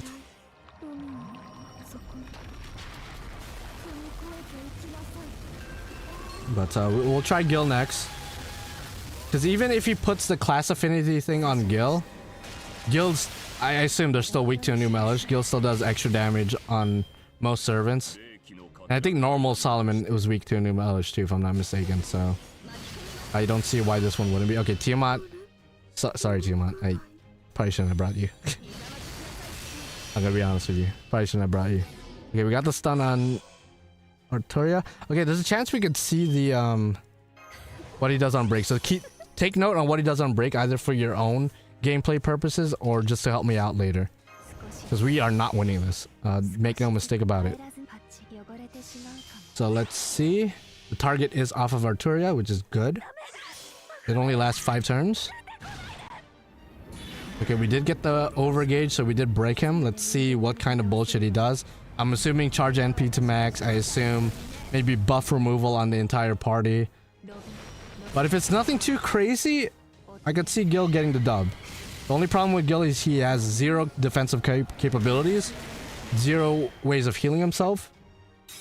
750k, okay. Something every turn, defense up. Okay, he didn't charge, I don't think. Could be wrong. You guys could... Okay, we did die though. Okay. I wish I could check his buffs like... Okay, we did get the stun, but it don't matter. Okay, you guys already know me. I ain't gonna use command seals. I ain't gonna use quartz or anything. I wanna win this with just sheer grit and the power of my masculinity. What little masculinity I have. Okay. So on break, he just doesn't really do anything that's like that's gonna destroy us in one turn. Okay, so we can't switch Alice. Again, it would be helpful if it was Merlin instead. So let's go ahead and switch to Gil. See if Gil... Let's actually look at our other grands, our options. So Musashi, obviously, like I said earlier, does extra damage against sabers. Although the saber does have 2.2 million HP at the start, I doubt Musashi is doing that amount of damage. Even with extra damage against sabers. Especially without optimal buffs like Historia buffs, Tamamo buffs, Oberon buffs. So we're stuck with just their base buffs. In which case... Yeah. I mean... Musashi might still be good. Just because that NP seal could be useful. But again, she is a berserker. She's a glass cannon. She does have ways of protecting herself and revive. So in a lot of ways, she does survive. More so than a lot of these other servants. Ozzy's going to be pretty good, but he's only going to be good after 5 turns. I don't know if he's going to survive 5 turns. Because again, he's single target. There's a permanent taunt on Saber. Yeah, you are locked into fighting Saber 5 turns. Yeah, I know. So Gil, I'm going to make the bold assumption that Solomon is still weak to New Melish. Because if you look up Solomon... Actually, you know what? The data mines are out there, right? I could just look that up. To see if he's actually weak to Enuma Elish still. Okay, I just looked at it. It says he's weak to Enuma Elish. So if Gil... Hey, I wish we had Oberon here, because if Oberon... Or not Oberon. I guess Oberon too, but if Merlin was here, I think we win easily. But we don't have access to that. So I'm kind of debating as well with Alice, instead of Black Grill, maybe Kaleidoscope. That way I could spam out her NP, get the stuns off. That gives me more extra time to set up, but I don't know. Maybe it's just better overall to have damage. Okay, what did I do? Did I give you the 50% battery? I actually don't know. We're just gonna give you the battery. That might be better in the long run, although the 30% NP might be more useful. But for the sake of getting NP right away and just for science, because we're probably going to be redoing this quest a couple times. I'm going to be honest with you guys. So if you guys are frustrated why I'm not using command seals, then hey, welcome to the channel. I never use command seals for challenges. Or quartz for that matter. Or rainbow apples as the youngsters like to call them. Temporarily Grand Merlin is insane. I don't want to do that. I don't want to do that. My pride says no. Okay, I don't know if this Mystic Code is the best now, because we can't even heal off the debuffs, and I don't remember them doing other debilitating debuffs. So we might just go pure damage. Just Buster, Crit Stars, and Guts. Let's just see him test the water, see what's up. Massive respect. I am 2 weak, so I need to use that. Hey, at least you could understand my point of view, man. If I'm spending 10 years building up these servants, if I'm spending hours and hours and hours training these servants to 120 or even just 100, if I'm spending money to NP5 them, I want to win with just them without using extra like advantages like mana, oh, not mana, but it's like quartz, like command seals. Like, no, that's, for me, that's pussy shit, man. That just that spits on all the effort I used so far to get to this point. So okay, Gil. I don't know what that buff is on himself. Okay, Gil does have a full combo. What does this do? Oh man, I need to... I'm gonna screenshot this because I might have to do this off camera. Just for like better strategy, but yeah. Probably should have screenshot his other buffs earlier, but that's okay. Okay. So we could get to NP right away. I wish Gil would get a buff with his second skill, but that's okay. Okay, Gil. You have a full combo, you have crit stars, you have a buster up, NP up, attack up. And you should be able to build up your NP pretty well. Let's go ahead and protect Alice a little bit. Might as well. Full combo, we have crit stars, we have NP. Okay, let's see. It's so Saber gets a 1 million HP buff. Okay, we do have to speed up on. I'm gonna slow it down later if we're gonna win, but for science, I did speed it up. 300k only neutral? That's actually not that. That's actually more than Tiamat earlier, if I'm not mistaken. Okay, unfortunately we didn't get NP back. That's fine. If you guys could go after Gil, that'd be great. What are you doing? What are you doing? Okay, just attack up, whatever. Okay. Oh, all right. I don't like that. Okay, this might look silly, but I will use Alice's NP just to inflict the chance of stun. The terror debuff. I know Saber has evade right now, so using NP might seem like, why are you doing it right now? I'm just doing it just to put the terror on the enemies, just so I have an increased chance of stunning them. And I do have a full combo with Gil, but again, it's really useless at this situation. So we're just gonna use his cards just to build NP. Yeah, I think we're good. We're good on that. So let's see how much Alice did. I didn't use her first skill because I wanted to save her battery for later. So how much damage did you do, Alice? Maybe you might surprise me? Okay, it didn't do shit to... Is it just me, or did Solomon heal? It looked like he healed. Interestingly enough. Okay, that's fine. And I just noticed Alice didn't even put the terror on Solomon, so... Oh wait, she did, okay. Okay, I'm just smoking crack, I guess. So that's good. So she has NP, but we're good for this turn because she is stunned. Granted, I think I'm about to break Solomon right now, I think. And I don't know if he removes debuffs on the party. but I guess that's the gamble we're gonna take, huh? I guess that's the gamble we're just gonna have to take. I think they heal per turn. I think you might be right. I think you might be right. Okay, so Gil, please kill. 41k? Golly. It's 41k? Yo, I'll be honest. How? By the way, the taunt turned off for Arturia. How do we turn that off?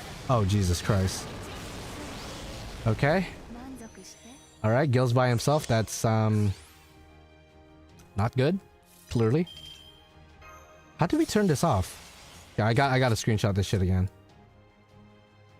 So it turns off somehow. Yeah, this is definitely going to be a fight, by the way. If I don't complete this stream, this is definitely a fight I'm going to be doing off camera to try to win for my own self, like for my own pride. Because I could probably easily win with command seals and stuff, but I ain't doing that. Oh.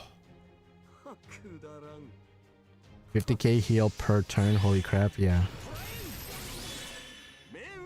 So how do you remove the taunt? Because it was off earlier. Is it when she got stunned? Does that turn off the taunt? Okay, Solomon.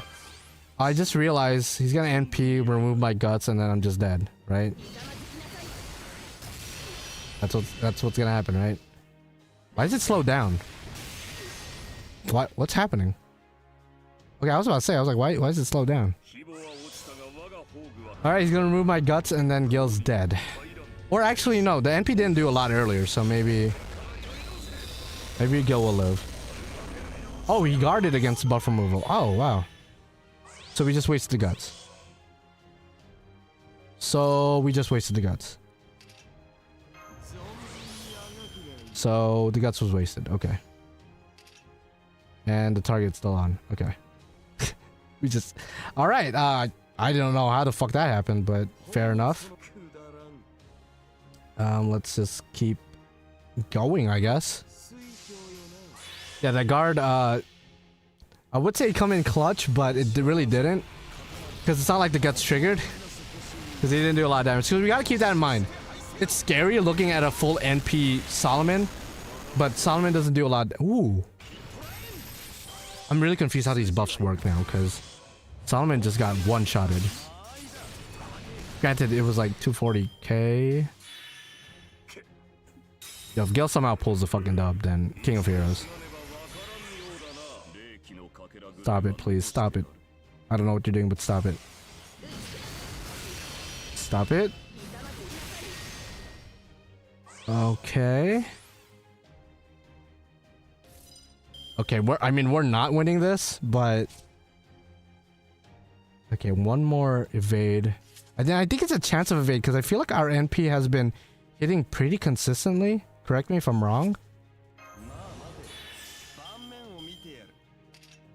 I feel like it's a chance.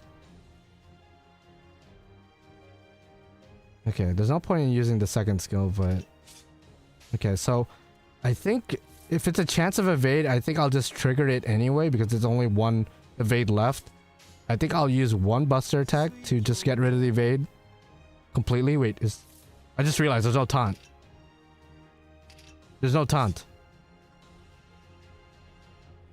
Oh man, if we kept our guts earlier and used it at this turn, Gil would survive another turn, because I'm pretty sure he's dying to this saber. And then there would have been a decent chance we might have been able to win next turn. I think. Because now the taunt is gone. So we could just go all in on Solomon. Unless I'm underestimating this defense up, because this defense up might be the real deal sex appeal. Alright, let's go all in. Yeah, if we did it again, and he gets buster resistance. Okay. Never mind. Now, is it a one-time use buster resistance? That's the other question. Okay, 197. No, it's not. Looks like it's all one turn. Damn. Damn. Yeah, it's almost, he definitely knew. Alright.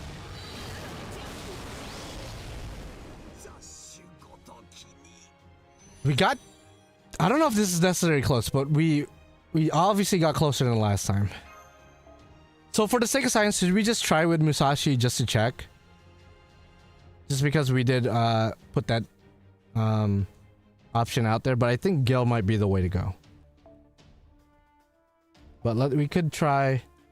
Okay, I think Alice. I think I should go with what I said earlier. I think I should just give her Kaleidoscope. That way she could use the NP right away, put the stun right away, and, you know, just overall support the team rather than focus on DPS, because she really wasn't doing any damage at all. If I remember, Gil was like the main one going crazy. So I think I want Alice to be more of a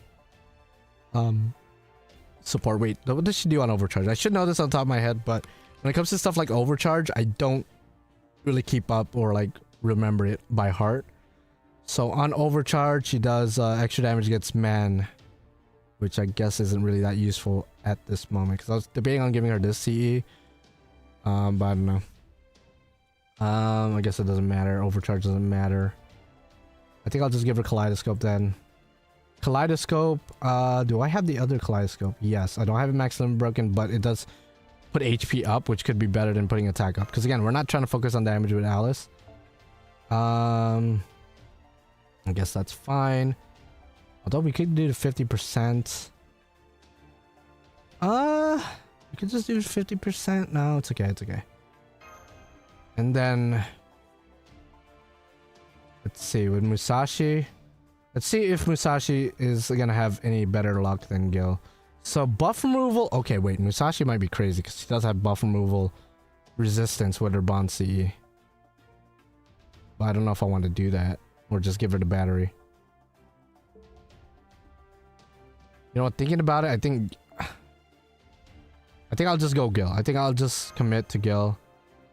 I think while I would love to try Musashi, right, for the science of it, I'm just thinking about it, I just don't think she's gonna get that far.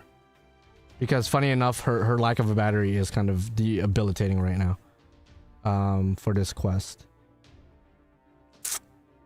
Okay. Now I'm debating if I want to... Okay, well, I'll just go for it, I guess. I was like debating if I want to change my mystic code, but okay. I've been saying real deal sex appeal in my everyday vocab ever since I started watching you. That's crazy. Well, I'm glad to influence your vernacular. Granted, I'm probably not the best influence for that. I'm sure there are much more positive influences out there, but I'm glad I have some kind of an impact on your day-to-day.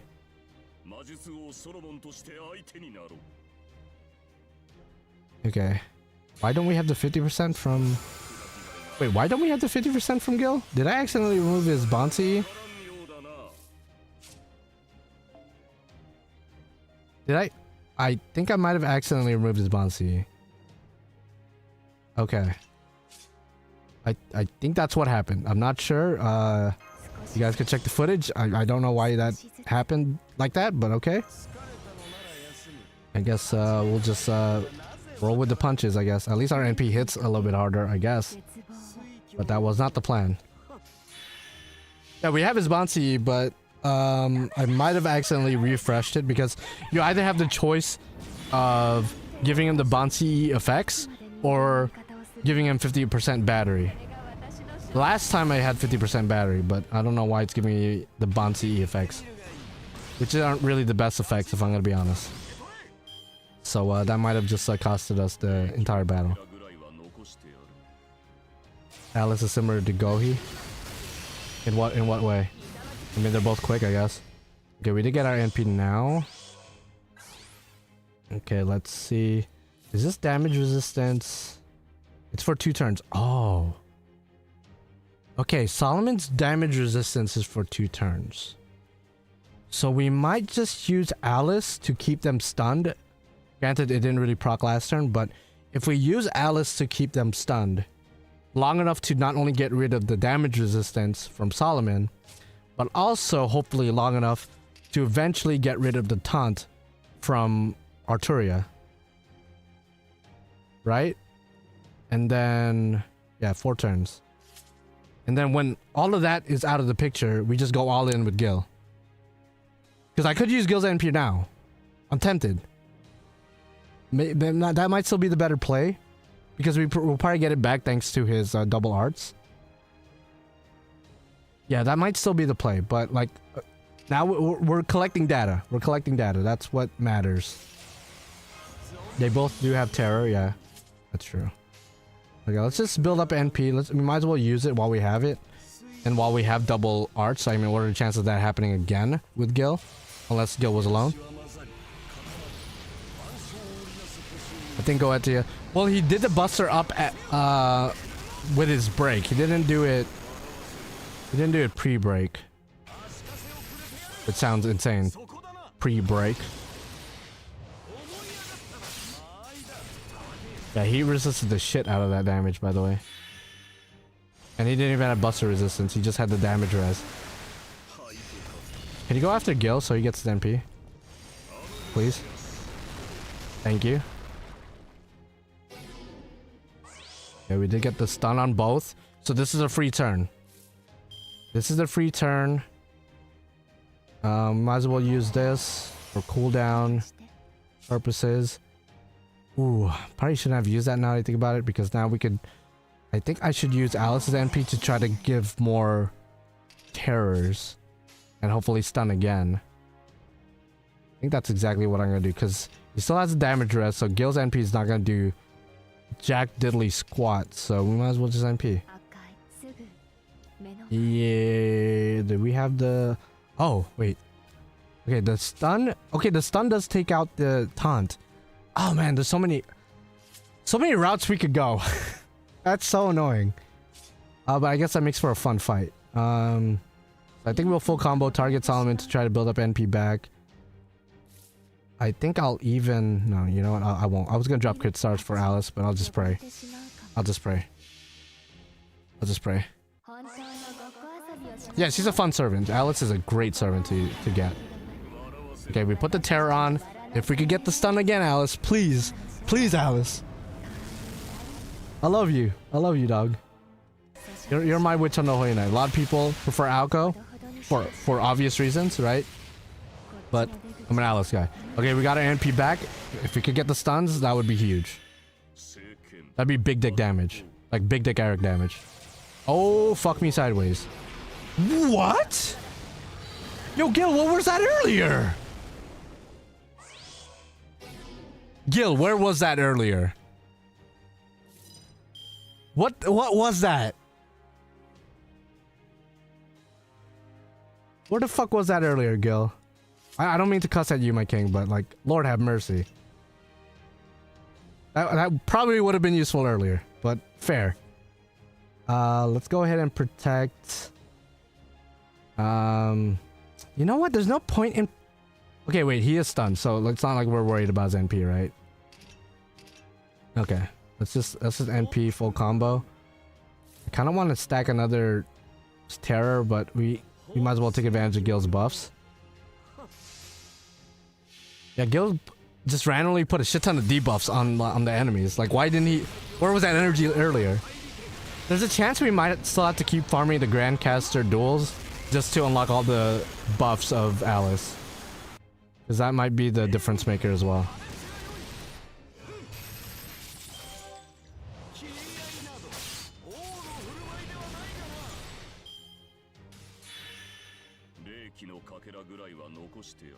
What are you doing? Stop it. And he did buff removal. You whore. Okay, it's done. Okay, this is somehow a worse run than earlier, but we are gathering data. Okay, based on earlier, Solomon shouldn't be doing that much damage, so I won't protect Gil. I won't give him guts because earlier that kind of bit us on the ass. So I will probably just go off. Yeah, I think I'll just do that. What is this battle? Why can't you bring other classes? It's the real deal sex appeal battle. I guess because he brought his own Grand. Solomon brought his own Grand. He's making it fair. We could bring our Grand of choice as well, which is a pretty cool concept for a final Grand duel. Make it actually feel like we've built up to this moment. And I'm sure this is going to affect a lot of people's Grand servants in NA going forward. Okay, I think we did get the break. Okay, we did get the break. But he is going to NP now. But again, his NP doesn't do much if I remember. He does get an attack up this time though, so he might actually kill Gil. If he does, I'm quitting and I'm literally gonna give Gil the guts. I don't care what anyone says.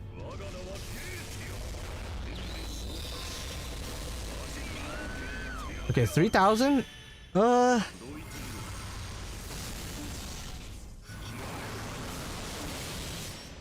Okay. Gil's alive. Solomon's stunned. Okay, we have a lot of our skills back. Okay. Yeah, this is insane. Okay, Alice's stuns is insane. Solomon has a Gil line, does he really? I mean, maybe he has lines with all the grand candidates.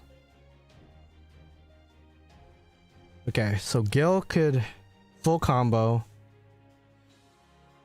There's no taunt anymore. No damage res anymore, so we could just go all in on Solomon. He does have 2.7k HP left, and the Arturia does have NP. Solomon doesn't have NP, and he also can't attack because of stun, so we don't gotta worry about him. We really don't have to worry about Saber here. Saber's NP could probably kill Gil, so I think I'll use Guts now. I hope I'm not making a mistake. I hope I'm not making a mistake. So I'll protect Alice. I'll protect Gil. Again, I hope I'm not making a mistake. And by protect, I mean give him Guts. Honestly, we could probably change up our Mystic Code because we kind of wasted the first skill earlier. We probably could have saved that Buster up for something else or some other turn because we used it in a turn where Solomon still had damage res, so it really didn't matter. I think we'll use the attack up, that way we could get full crit action. Might as well. And just go Buster, Arts, Buster. I would use Arts first just to get more NP gain, but we're so close to 100%. I think Buster, Arts, Buster is going to be better. I think. Say, okay, Buster res. You might, yeah, use it right now then. Use it right now while I don't have NP. That's fine. That's totally fine with me, Solomon. Or whoever the fuck you are. Second what? Okay, Pierce. Okay, that doesn't really apply to me. Okay, let's kill Gil. Gil comes back with 6k. I honestly did not know that Guts gave that much back. Okay, so Alice is still alive. Alice has full combo, has NP. If Gil survives this turn, and Alice could stun this turn. Okay, the Saber is stunned, so we don't gotta worry about the Saber doing anything crazy. They do have Buster res, I assume, for 3 turns. Okay, 1 more turn. I assume. I'm glad we don't have to kill the Saber too, because this would be the most annoying fight ever. Okay. We do this for the vibes. For that defense up. Unless Gil is just targeted, like, straight up by Solomon. Gil should survive this turn again, unless Solomon just beats the shit out of him. The Buster res is there, so we're not going to use Gil's NP yet. We're going to wait till next turn. But we are going to use Alice's NP full combo. That way next turn she gets a 20% from her third skill as well as 50% from her first skill, which should get her back to NP, and then hopefully keep spamming stuns. Yo, Alice is fucking stupid for this quest. Holy shit. Alice is dummy with the sauce. Yeah, okay. I think that's the right play. Okay, Arts res up, that's fine. That doesn't really apply to us at all. Okay, NP doesn't do anything. We did get the terrors. That's what we care about. That's the only thing we care about with our NP. It sucks that we gotta rely on RNG, but I guess what better way to win a big gacha game battle than relying on RNG, right? Okay, we got 50% NP back. Probably gonna go up to 60%, something like that. 59% might as well be 60 round up. Okay, chill the fuck out. What are you doing? Heals the debuff. Oh, that's a problem. Actually, it might not be, because that's fine then. Please stun. Stun. Stun. Oh, Alice didn't stun. Alice didn't stun. Alice, what are you doing? Alice, what are you doing? Okay. Okay, we could NP with Gil. I wish we kept our Buster. What? I'm such a bot, bro. I'm such a bot. I should have kept the Buster. The last battle we used our Guts too prematurely. This battle we use our Buster too prematurely. Okay. And we didn't get the stun. Holy fuck. Yeah, she doesn't have a target, so we could just go straight for her. So I'm debating, okay, full combo Gil NP. He doesn't have Buster up or Buster resistance up. If I had to guess, he's probably going to use quick resistance up this turn because he just did Buster up and then Arts resistance up. So I assume it's going to be quick resistance up. I don't think he's going to do Buster resistance up again. I think it's a pattern. Because we used an Arts NP earlier, so it's not based on what NP we use, because otherwise he would have got quick resistance up, not Arts resistance up. Should I? No, I shouldn't stack because I have Gil's buffs. I gotta take advantage of his buffs, so I have to NP. I have to NP. I will protect Alice though, because Alice is like dumb. She's dumb for this fight, like dumb in the best way possible. Full combo, try to build up NP. We'll see how this goes. Oh, you do the Buster resistance up, you whore. So maybe it's random. Damn, this is RNG fest. Holy fuck. You little whore. Okay, that still did a lot of damage, actually, all things considered. He has NP now, though. He has NP now, though. He has NP up now, though.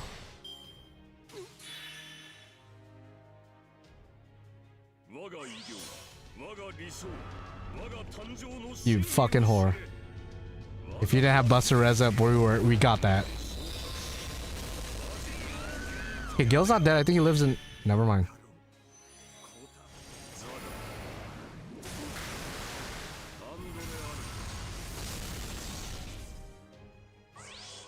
Yo, Alice, if you could get this... If you get this dub, Alice... You didn't get the stun. Oh my god, if she got the stun, we would have won. Because if she got the stun, we would have had this turn for free, NP'd, and then next turn NP'd again.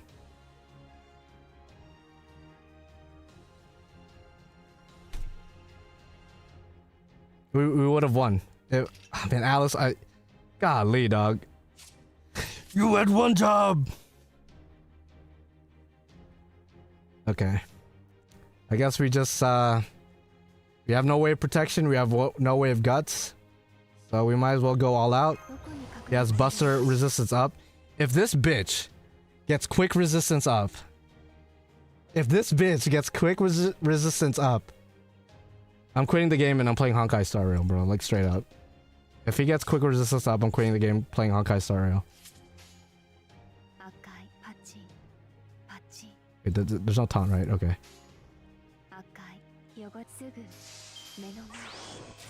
Okay. Okay. I am not using a command spell. Command spells are for straight up pussies. No offense, no offense. Okay. How much damage? We don't have Black Girl, I just remember that. Kill! Alice! Alice!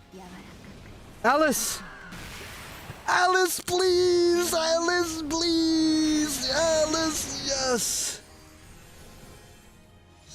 Yes. It's a shame Gil couldn't see the win. Couldn't see the W.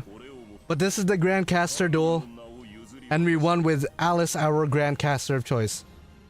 Even though her stuns didn't proc towards the end, let me just say they were MVP. Those stuns were MVP.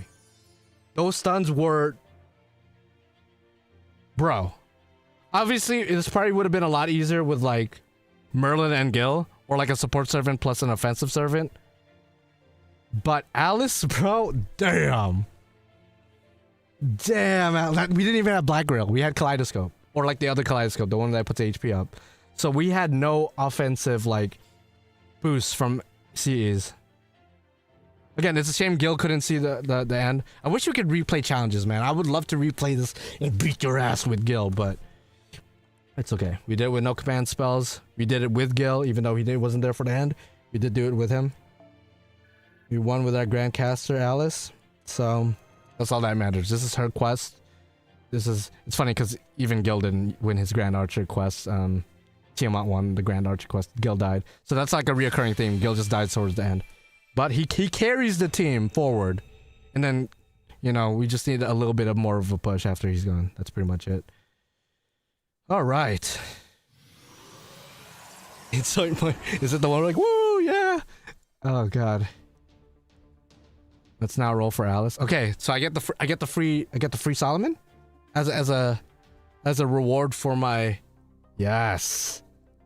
Oh shit, yeah, we're going through his ascensions. We're fuck. I hope he doesn't need any caster gems. I know he's a pretender, but he might need caster gems. What's up, Solomon? How you doing? You know what? I don't respect you. I beat your ass with Gil. I don't respect you. Let me just get you, and I'll train you. Gilgamesh carries and leaves before finishing the job. Yeah, basically. Wow, 10 EXP cards. How generous of you, Lozengo. Did you see that? They gave us 10 5-star EXP cards. Wow. How generous. Holy shit. How you doing? I know who you are. I wish I beat your ass with Tiamat too, but you know, it's okay. Yes, it's a free Solomon. Pretender. Our first proper welfare free 5-star. I say proper because, you know, we've had free 5-star tickets, but this is our first like, oh, you completed this? Here's this unique 5-star that you could only get from this. All right. Look at him in all of his glory. I can't wait to see. Wait, if he's a welfare, does he have different ascensions? Actually, don't spoil that because I want to see for myself. Buster NP, interesting. Okay. So he's definitely another Buster. All right. Now what? And I assume that's gonna say December 20th locked. Ho ho. 0. Okay. Okay. Can you grant Solomon? Probably. Evocation. All right, might as well. Sick. Give me that. So you do get the other copies as well as the coins from here. So get your evocation leaves for sure if you're not, for some reason, not gathering them already. Definitely farm for them in events and whatnot, because that, yeah. Let's go ahead and do that. So you get the 4 copies. Sick nasty with the sauce. Let me get that. Easy peasy lemon squeezy. Squeeze my titties. How you doing? Let's go ahead and NP5 him, and then we're gonna train him up, see what he's all about. Let's see. 1, 2, 3, 4. I declare a thumb war, you whore. So how do you send him? Well, I guess we'll find out. It's probably with normal materials. So NP5. I mean, everyone's gonna have an NP5. This is not really that unique, but I'm glad to NP5 him the night he came out. Okay, let's see what materials he needs. Hopefully, again, I don't have caster gems, so, well, granted, I probably got a couple from the quest. Okay, we might as well. Boom. Let's use that 10 EXP cards they gave us. I remember the days of thinking Olga could have been a free 5-star. She technically was. They gave us enough quartz for a free Olga, if you decide to use those quartz on Olga. But I get what you mean. But Solomon or Goetia being our free 5-star is definitely acceptable. Okay, does he change? And just like most welfares, if not all welfares really, he does not unfortunately change with ascensions. Although I will say I do love the drip already. I love the red and black and white action. Always been a big fan of your design, Solomon, so I'll take it, you know. He is free, so like, I mean, we can't really expect multiple ascensions, although maybe in the future we get a proper Solomon and then different ascensions. So let's go ahead, train him up. Might even grail him, to be honest, if he's like fun to use. I'm gonna look up translations of what he does. what his skills do, if he's like dummy with the sauce. Although people were telling me he's dummy with the sauce.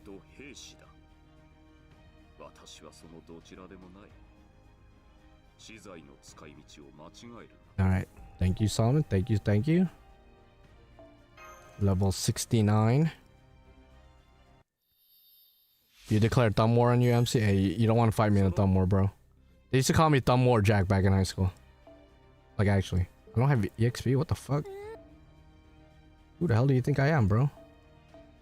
Talking about I ain't got no EXP. Let me go take this just to... I'm gonna get the singles and twos first, just to clear up my present box. And then we'll start working our way up. But yeah, that was, all things considered, very fun fight. Very fair fight. It only took us, what, 3 tries? 1 with Tiamat and then 2 with Gil. But that was a very fun fight. Very fair. It wasn't like anything unfair, anything too cheesy. There was a lot of RNG involved though, at least with my particular team. I'm sure other people are going to tailor their teams with like Merlin, Tamamo, Castoria, especially Castoria, just to get that protection. But I was able to do it with Alice and Gil, which the fuck kind of team is that? What is that team? I'm pretty sure that's like my first time bringing them both together on the quest, because in what realm would they ever team up? But I guess against two grand servants actually, then you know it is what it is. Always potential costume for him. That's true. I would love to get like not only his Goetia form, like the big buff fucking antler tree looking motherfucker, but the form we fight him in when, like right before he dies, like him with the golden hair and his like body's crumbling. That would be a cool ascension to get. But then again, there's so many ascensions we haven't gotten in game yet, so I don't see them giving that to us. But I would love to get Goetia. At least I think Goetia is a bit more realistic, but nice. What's up, Salamone? Damn. That's cool fine art, by the way. Very nostalgic seeing him. Is this time limited? I don't believe so. I don't think so, actually, no. It's time limited in the sense that you don't use any pods to do the Grand Caster duels, but this is tied to the story. So, as long as you catch up to the story and do your Grand Caster duels, you should be good. The only thing that's limited is, again, using the pod, like doing the quest without expending any of the pods and the lotto system, which we haven't touched yet. So I might give that a look, but I kind of want to just use Solomon first, see what he's all about. He is a buster servant, so I assume double Koyan's probably the way to use him. But we'll see what he's all about. Where the fuck is he? Okay. So some kind of battery overcharge and then bustering arts up. Very simple skill set from the looks of it, but I bet it's like a paragraph each. So is this Goetia pretending to be Solomon? Because Solomon removed himself. Yeah, pretty much. I assume so. I mean, literally, when you look back at it, he was pretending to be Solomon pretty much the entire time of Arc 1. So it kind of checks out that he's still doing that. And he's filling in the shoes of Solomon, who unfortunately has ceased to exist from the Throne of Heroes. But I guess if there's anyone to fill his shoes, it would be the one who was already pretending to be him. So I just realized I need 5 of those things. So I won't be able to 10 him right away, but I'll do what I can. I'm looking at his skills right now. So his first skill is a 100% NP battery at level 10. So good thing we leveled that up first. Second skill has overcharge. Apply a state that increases NP gauge based on the amount of consumed when a caster ally except yourself uses their NP. Huh. So his second skill has like a weird thing where, like, depending on how many times you use a caster NP, he boosts his NP gauge? Interesting. How would that be useful in a team comp with him? I guess if you have like Nido Chris who could spam out her NP, or maybe like a Chen Gong team, maybe. I guess that could be useful. But I think I'm going to be upgrading his third skill first because that's his damaging NP. I'm not sure. If you learn from Ort, these guys can just summon themselves in certain bodies.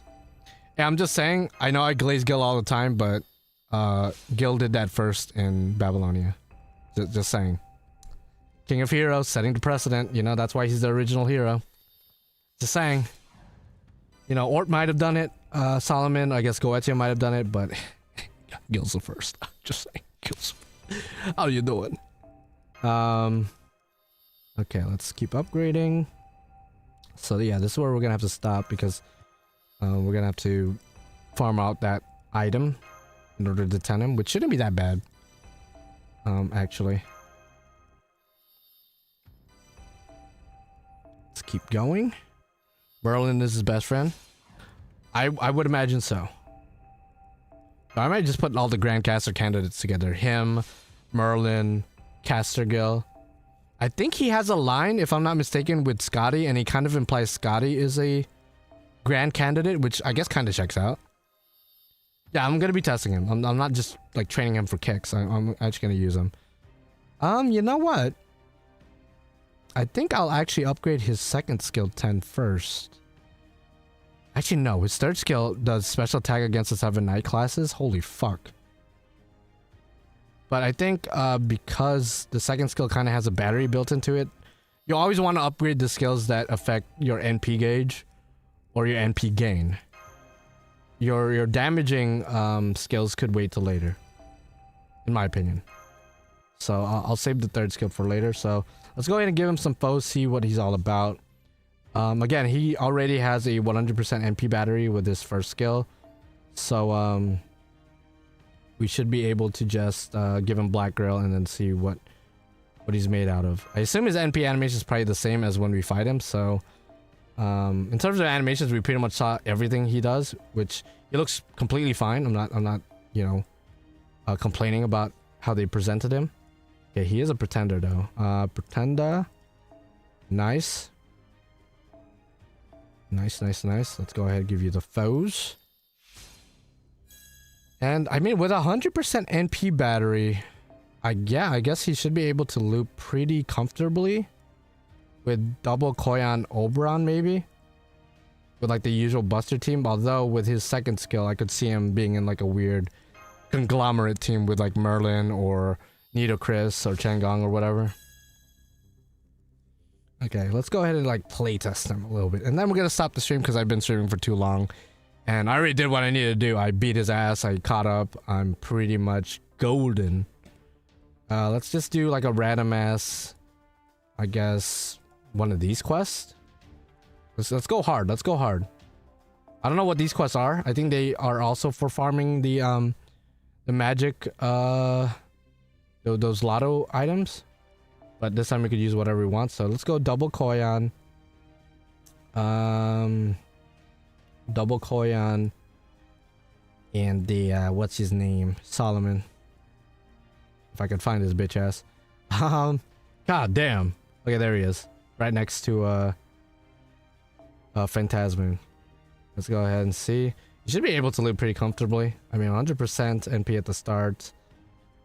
I'm not gonna try to one turn it, but there's a chance he's just gonna absolutely destroy this quest. Where the fuck is Oberon?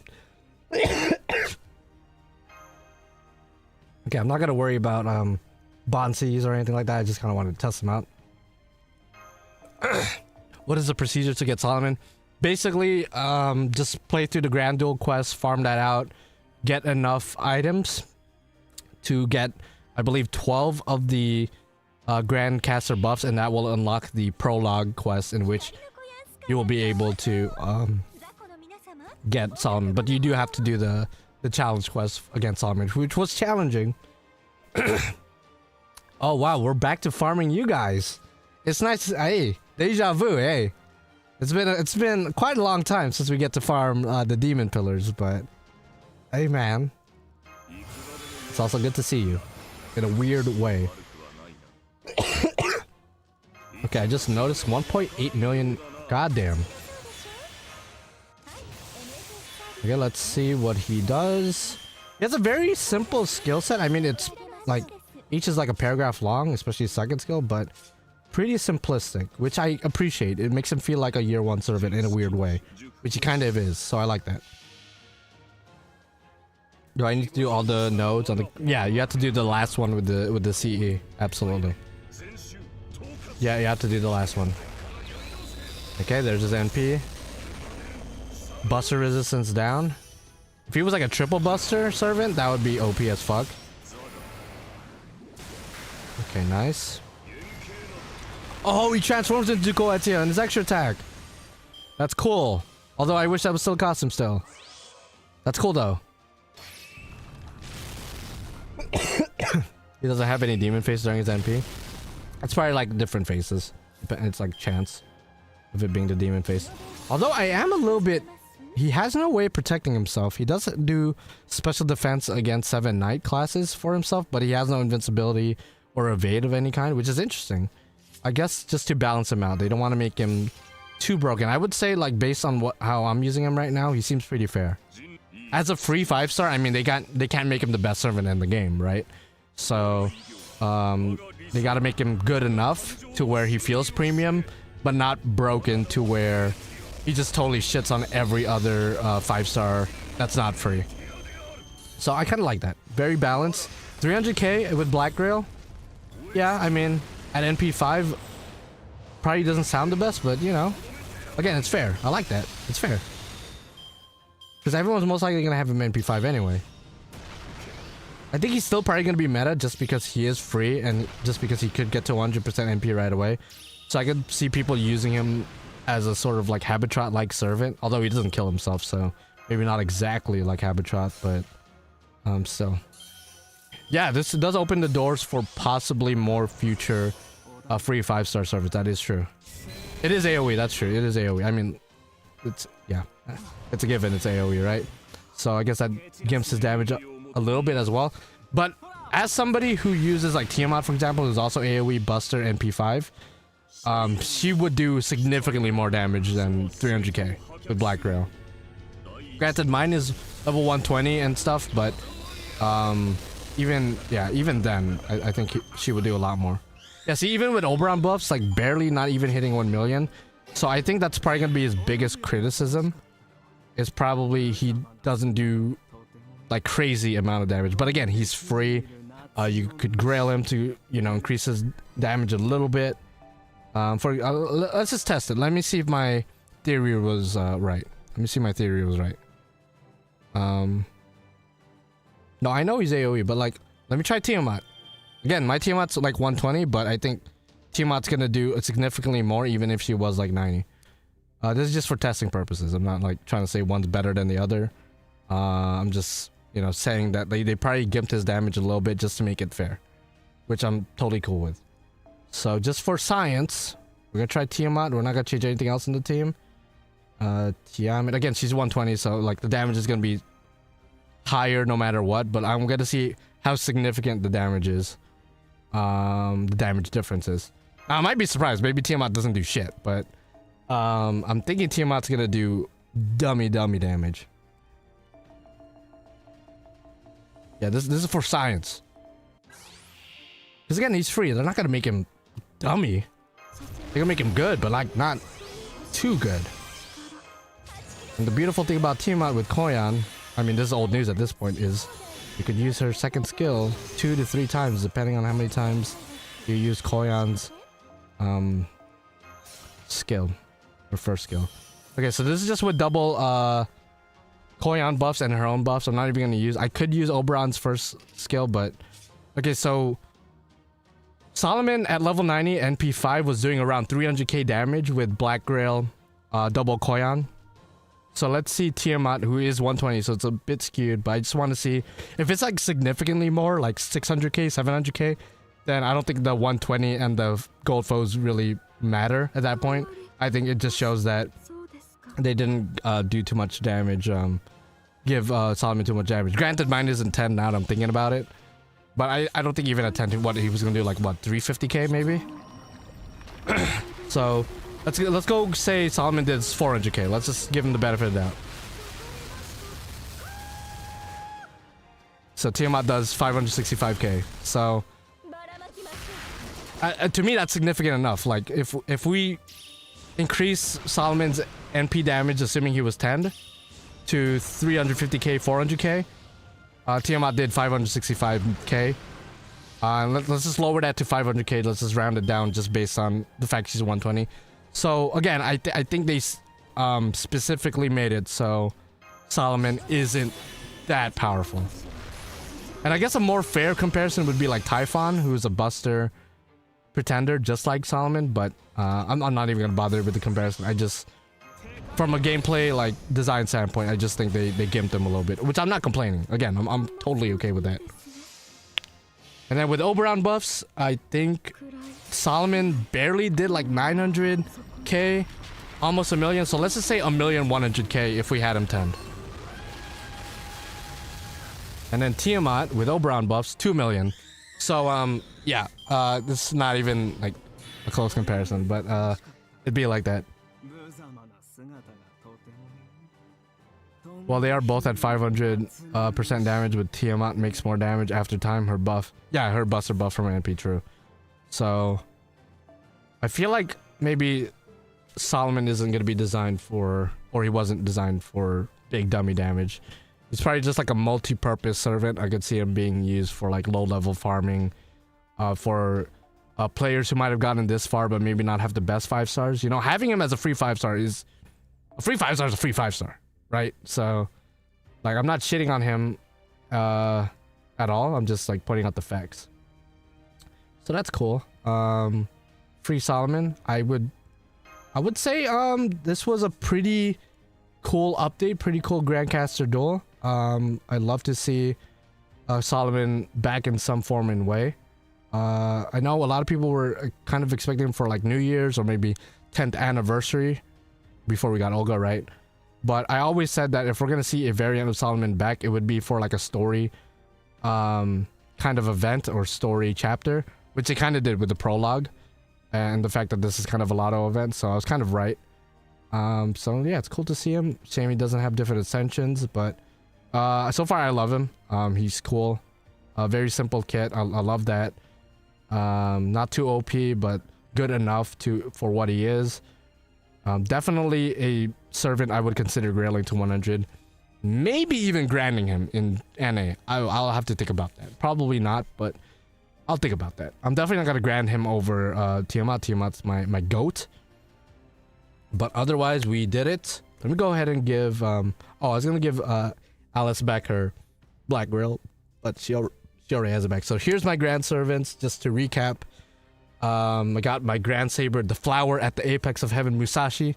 The King of Heroes, Gilgamesh. The Chains of Heaven, Enkidu. The King of Kings, Ozymandias. My Witch on the Holy Night, Alice Koonji. One of the... Japan's 3 great monsters. I didn't really know what nickname to give Shuten. That's like the best one. I guess the Lollibaba herself, Shuten Doji. My personal favorite FGO exclusive or FGO original servant. And then Musashi again, so I gotta give her another nickname, I guess. The Wandering Swordsman or whatever. The Master of the Moon, Hakunon. And of course, the Goddess of the Beginning. And the Mother of Genesis, Tiamat. So I think my Grand Servant picks are pretty goated. I don't know about you guys. I'm not saying it's the best of all time. I'm sure there's like optimal best Grands of all time, but I don't regret any of my picks at all. Especially Alice, as after her performance with that Grandcaster Duel, I mean, she kind of earned respect points for sure. Again, probably would have been easier with like Merlin and Gil, but you know, for what we got a really fun fight out of it, and I am grateful for that. So. Yeah, thank you guys for watching. I hope that you guys are having an easy time farming as well. I hope you guys are enjoying the new content of FGO. And of course, I will be doing a stream on the epilogue, which I heard or I read that it's going to be a raid battle. The final chapter will be a raid battle, kind of like what they did with Solomon like way back when, 10 years ago. So it's going to be a raid chapter. I believe it starts on the 20th. But the raid part doesn't start until the 23rd. So I'll be probably streaming both the 20th and the 23rd. And I understand if you can't come because of the holidays, who's watching a bitch like me during the holidays. But hey, if you want to hang out, I'm going to be available. So I'll see you guys on the 20th and the 23rd. Until then, happy farming. I'm gonna be farming the shit out of this because I'm trying to get my mana prisms. All right, so again, happy farming. Thank you for watching. Hit that like button on the way out, and I will see you guys in the next one. Bye bye. Yeet. Wait, real quick, while you guys are here, you know, we gotta end it on this. We gotta end it looking at look at that, bro. That's my goat right there. That's my goat, Alice. And then, god damn, bro. God damn, bro. We gotta, god damn.